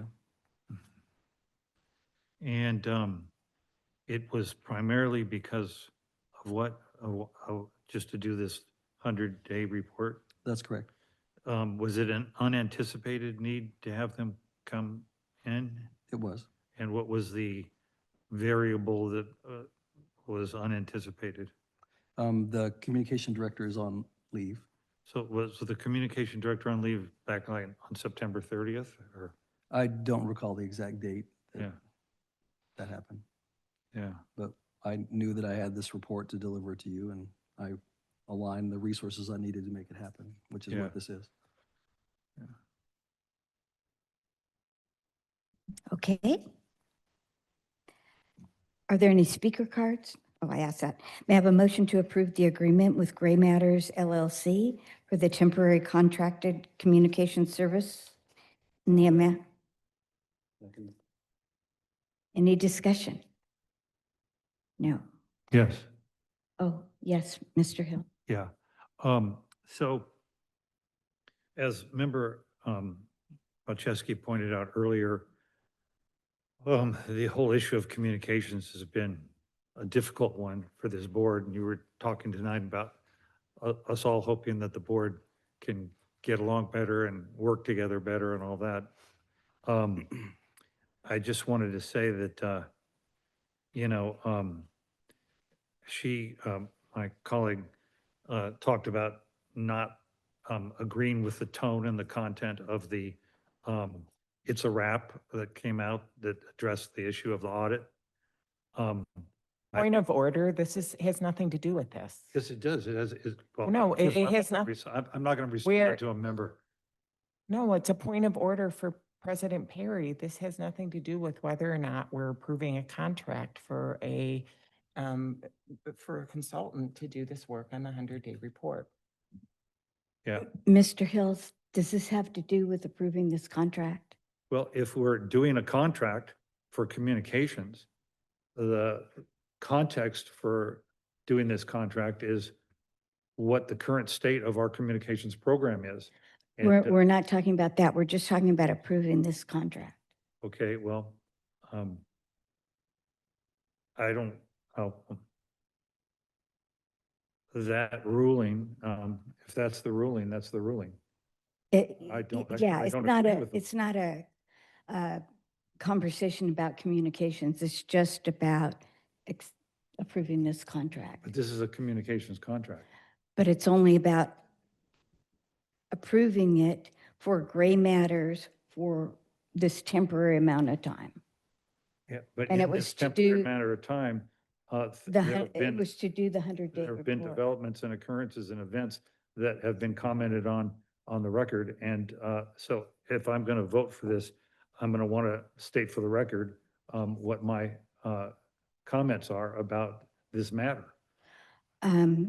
Dr. Glass? It's Just a from great a- example of people working together. From a procedural standpoint, you've had a point of order called as to whether Clerk Hill's remarks are germane or not to the item. You've determined that they are not. If Clerk Hills wishes to protest that, he can ask for the rest of the board to overturn your ruling, and then you move on. Member Perry, may I- And actually, what I said was, if that's the ruling, that's the ruling. So then that's the ruling, and you move on. have we made a motion to approve this, or can I ask another question? But we're on discussion then, right? Okay, good, so I can discuss. So in the time, so it's more of a question. Given the fact that the contract states through October 17th, the communication services that the board would need between now and, do we know when the communications director's coming back? Off the top of my head, I do not, but again, this contract is written purely in the context of the 100-day report. So this is only for the 100-day report. There's no other services that are optional That's- within this timeframe. Well, the contract is open for what we could ask Tammy and her team to do, but again, this contract is in the context of the 100-day report and completing it, and the follow-up communication around it. Sure, so we, which actually, that's right, you had a thing in there of how you wanted to communicate your 100-day report out. I remember that now. Okay, so can we extend the date on it if we needed to tonight, or can we, that's a question, sorry. Um, Answered it already. He said it was open, right? And we can always come back to it, so, okay. So this is just then for the 100-day report, and then anything we might need, we have that option. That's all this is about. It's not about our communications plan, our programs, or anything like that. Okay, call for the vote. Student board member, Yes. all in favor? Aye. Aye. Thank Aye. you. No. Aye. Okay. 4-1. Um, Madam Chair, okay, you had a call for a recess from.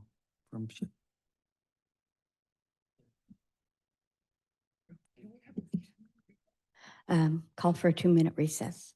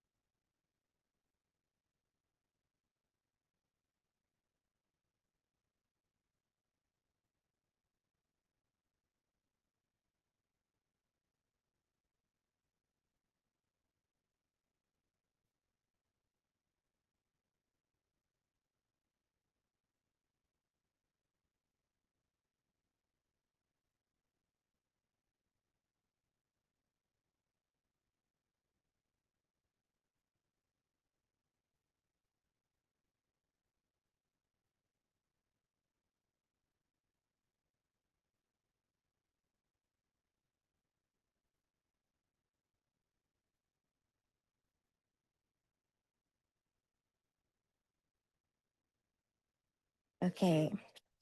Call the meeting back to order here at 9:41. We are to approval of the September 29th, 2025 special board meeting minutes. Dr. Glass? Woo-hoo, we're back. Order.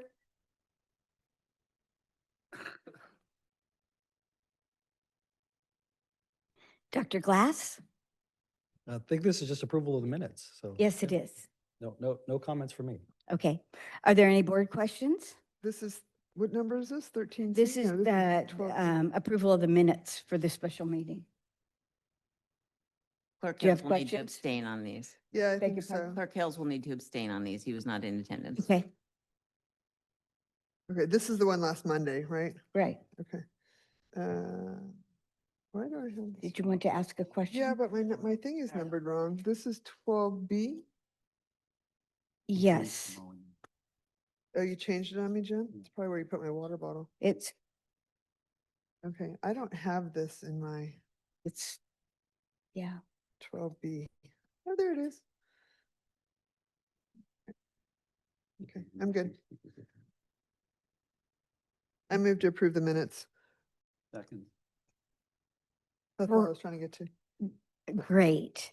We already have Um, like 5 sets of any minutes. discussion? No? Call for the vote. Student board member? Oh. Oh, that's right. All in favor? Aye. Aye.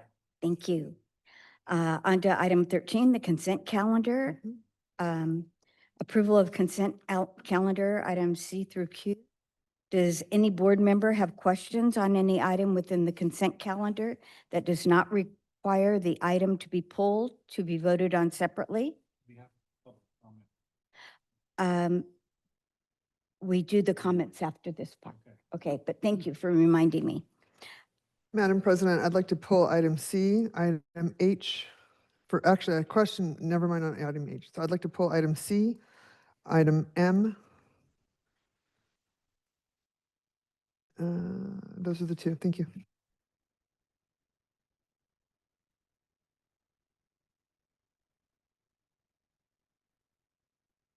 Does any board member wish to pull any items within the consent calendar for discussion and to be voted on separately? Oh, I'm sorry, that was O.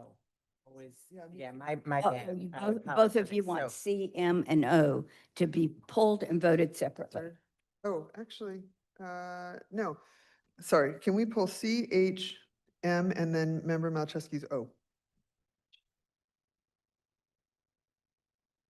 Okay. Public comment?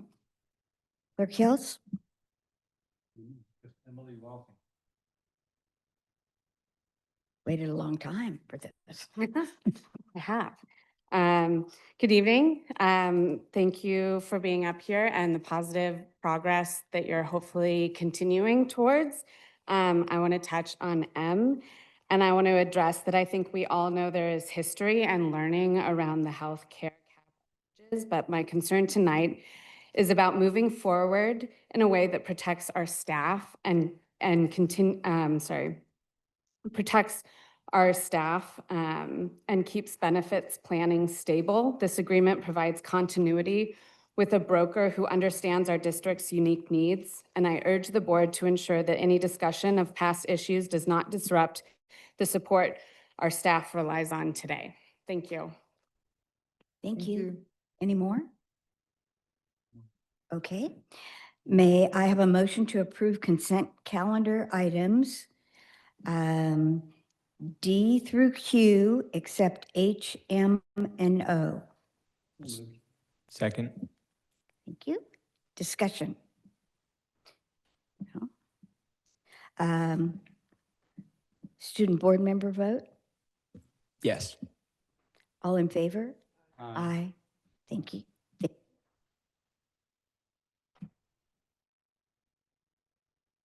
Okay.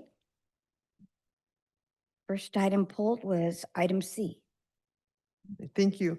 So I was going through, this is for the governance meeting, correct? That we had.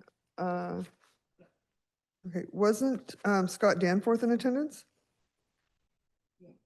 Okay, I don't see him Yes. listed here as as anybody present or noted that he participated in the governance practices, so I think we need to pull these minutes to correct them, and we need to pull and table them and correct them and bring them back. Mike, please. I don't think we need to pull and table them, just request the correction and I'll make the correction and it'll be done. I don't think we can approve minutes that aren't correct, though. You, oh, Dr. Glass? yeah, you can make a motion to approve with those corrections and then move it forward. Yep. We're adding Scott, so I'd like to make a motion to add Scott Danforth to the people in attendance. He's not a member. So, yeah, but then, and then also to include him under the discussion B for governance practices. I think it says each board member was to decide the element of response. And I think we need to add that we had an attorney present and he contributed to the conversation.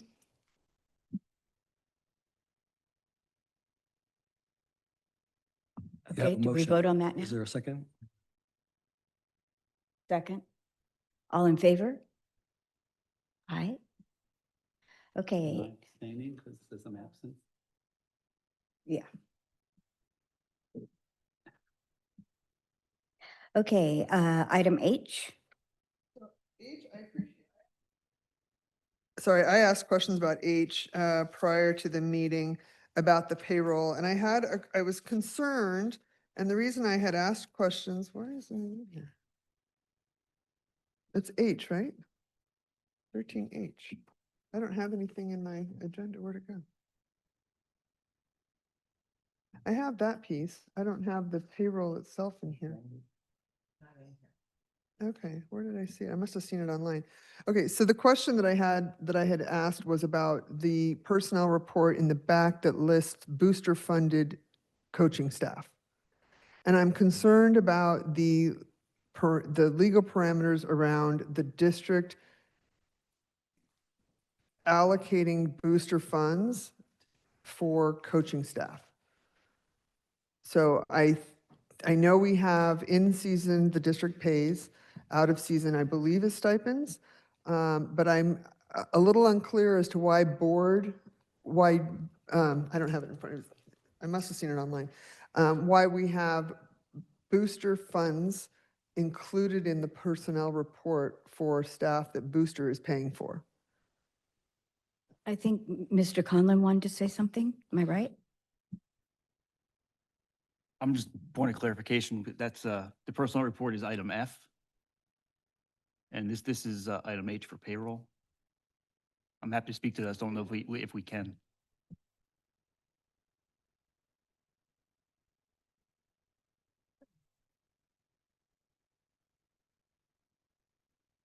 We can definitely provide a further update from what we provided, earlier today.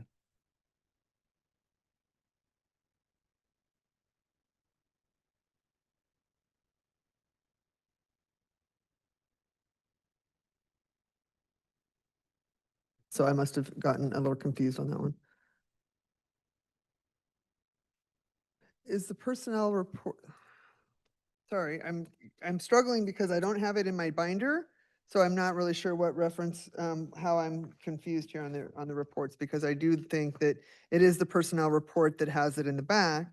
And that's why but I had that highlighted, asking who the certificated payroll was on H. So my apologies, that's my mistake. I got the two items confused. Vote on this one. Yeah, we can include this one. We can approve this one. I move that we approve Shoot, item C. I wanted to understand that. Item H. Item H, yeah. Second, student board members, Yes. all in favor? Aye. Aye. Let's go to item M. Approval of renewal of consulting agreement with Baldwin Group for healthcare benefits with the Laguna Beach Unified School District from October 1st, 2025 to September 30th, 2026, not to exceed $60,000. I would like to pull and table this. This is in no way a reflection of not taking care of our staff whatsoever, but I am concerned that with the ongoing process with the insurance, it's unclear what role the Baldwin Group had in this. And so I think rather than just continue to approve contracts that we have questions on, we should understand better the role that Baldwin Group had in the process before we approve it. If we need to, if this is a time issue, and then maybe we need to bring in a different consulting group. But until we understand their role in the current situation, I would move to pull and table it. I'm just confused. The consulting group I understood helped us to think about the plans and information that would provide what we needed to go into collective bargaining and for people to choose, not to go into collective bargaining, but for people to choose plans. So that has nothing to do with anything to do with the cost of our healthcare accounting. I don't think we totally know that. I mean, part of part of it is that we overpaid the premiums, and there were different, and we have a very complex, one of the things that came out of that was that we have a very complex policy system where we have so many different policies that it adds to some of the possibility of issue. And so I think it would be better to understand the situation that we have, how it came about, and what best practices we can follow to change it. But they're Glass? following our request. Dr. Glass? Thank you. Just from a procedural standpoint, Member Morgan has moved to table. There is no second yet, so there's no discussion until you have a second. Or lack of a second. Yeah, just from a board efficiency standpoint, if no one seconds the motion, there's no point discussing it. Okay. I'll second. Okay, now you can have a discussion. This is fiscal accountability. I'm not sure why you guys are bothering. So, discussion? Could I add a point of clarification? In my conversations with the auditors as well as with Burnham, they did not play any role in the setting of the rates. And it was actually an outcome of a comment that the auditors made to me as well as back to Burnham, as they look forward. They felt the resources of Burnham were underutilized when it came to the setting of rates, and they were looking forward to having them be part of the process for helping us to develop our next steps. But they did not play any role in the setting of the rates. That was not a function that they served in with the partnership with the district. What are you talking about? Burnham being now the Baldwin Group? Sorry, they used to be called they got bought out, so it's the So- new company name is Baldwin. So they're responsible for setting the rates in all the different tiers, and that was one of the things that No, was identified as a no. problem. No. No, they negotiate with the different kind of our benefit plans and Kaiser and both with SEBA to get the best possible premiums for us. And then they come back and say, okay, your rates are increasing 5% for Kaiser, 7% for Blue Shield. And then it was a role of the business office to develop the rates, which would basically were the employee contribution rates. Burnham did not create those, or Baldwin did not create those whatsoever. That was not something that they were asked. It was on a service they were asked to provide the district. So, Mr. Conlon, do you think that Baldwin was doing a good job for us? Yeah, they've been a partner of the district since 2016. And they've been an excellent partner. They help facilitate our insurance committees. They negotiate on behalf of the district with our carriers. But again, they were never asked to be in the process of setting rates. Thank you. Also to answer that, it's our recommendation that you approve this. We need expertise to sort through this. And this is an important part of the team that figures out what happened and what we need to do going forward. So it is our recommendation. Of course, we defer to what the board's decision is, but it's our recommendation that you approve this contract. Thank you. I understand Board Member Morgan being a little hesitant about this because there are things that we don't know. But if they've done a good job and they had nothing to do with setting the rates, then I'll probably go forward. Mr. Hills? Yeah, I seconded this because I wanted us to have this discussion. I think this is a very good discussion. And the thing about it is that as part of my due diligence for this meeting, I have talked to several people about Baldwin. It has a very good reputation and is considered to be very, very credible. But a couple of questions arise that I wanted to ask. First of all, Mr. Superintendent, is it okay, do I have your permission to ask staff some questions, or do you want me to? Mr. Conlon, when this issue came up, for me, it was when the superintendent indicated that we had kind of a short fuse on needing to make some decisions about how to proceed. I guess it was in late June, or I can't remember exactly when it was. So I just wanted to be clear, what was it that was on a short fuse that required the superintendent to act? And I'm not criticizing anybody or anything, I'm trying to just get the facts. The point being that, was it because we had to get numbers to Baldwin, or was it because, what did we have to do there on that very short fuse? So open enrollment, so when it's, October 1 is when is the plan year. But open enrollment begins August 1st. That's where staff can begin to determine if they want to make any changes to their health benefits. So we have to have the employee contribution rates to, American Fidelity is the platform that we use for individuals to complete the online enrollment process. So we have to give them the rates by late July. So I came to Dr. Glass because the rates had not been set prior to Jeff leaving. Ray actually set the rates, and when they came to me, they were anywhere from 300 to 500% higher than what we had anticipated. But throughout the entire year working with Burnham, we were expecting 5 to 7% increases. So when I got employee contribution rates that Ray set, based on his looking at the budget, they were exponentially higher than anything we had discussed. Yeah. So I couldn't explain that. So I went to Dr. Glass and I said, listen, these rates are substantially higher than what we had expected them to be. I don't have an explanation as to why that is. It's just, in good conscience, I couldn't just put those rates into the system, and because it had not been something that we had discussed or That's- even saw coming. That's very helpful. I guess I would say you could have just called me and asked, and I would have explained it all to you. But that's a joke, okay? But that's a very helpful explanation. And it gives me a lot of insight into what I was experiencing back at that time. Now, Baldwin, this is a contract with them to provide services to us. And they don't get in, they're not brokers, they don't get involved in commissions or anything. This is just a straight contract. 100%. They're a flat fee. So Yeah. it's 60,000 for the year. There's no commission. They're not in any way incentivized. Thank you very much. Any more discussion? So Member Hills, do you Board want to Member- amend the motion? Board Member Morgan? Do we need to amend? We need to amend the motion if we're going to approve it. Otherwise, the motion on the floor is Right. to pull and table it. Right, okay. Yeah, he seconded it. Yep. Okay, vote down the motion. Okay, the student board members? We're voting staff. on tabling the motion.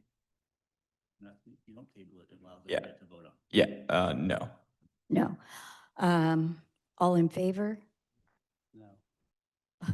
All those opposed? No. Okay, this doesn't pass. Now, I move that we approve. Second. all in favor? Aye. Aye. Aye. Board member vote, sorry about that. Thank you for the explanation. No, there's no apology. We need to understand. It's all good. Okay, let's go to O, approval of resolution 2524 about the textbooks. This item requires a roll call vote, so I'm pulling it from the consent agenda because it shouldn't be here. Okay.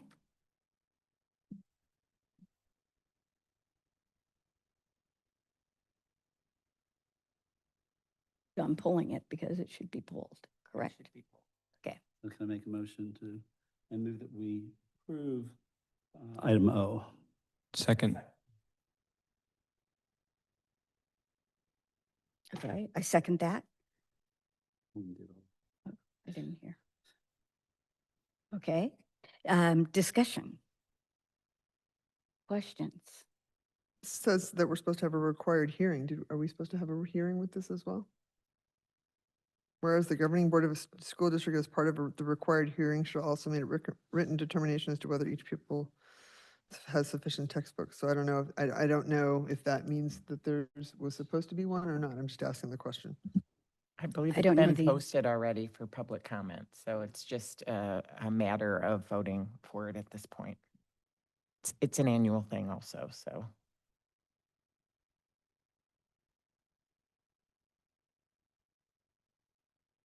Are we ready to vote? Everybody ready to vote? I know you are. Okay. Roll call. Student, Yes.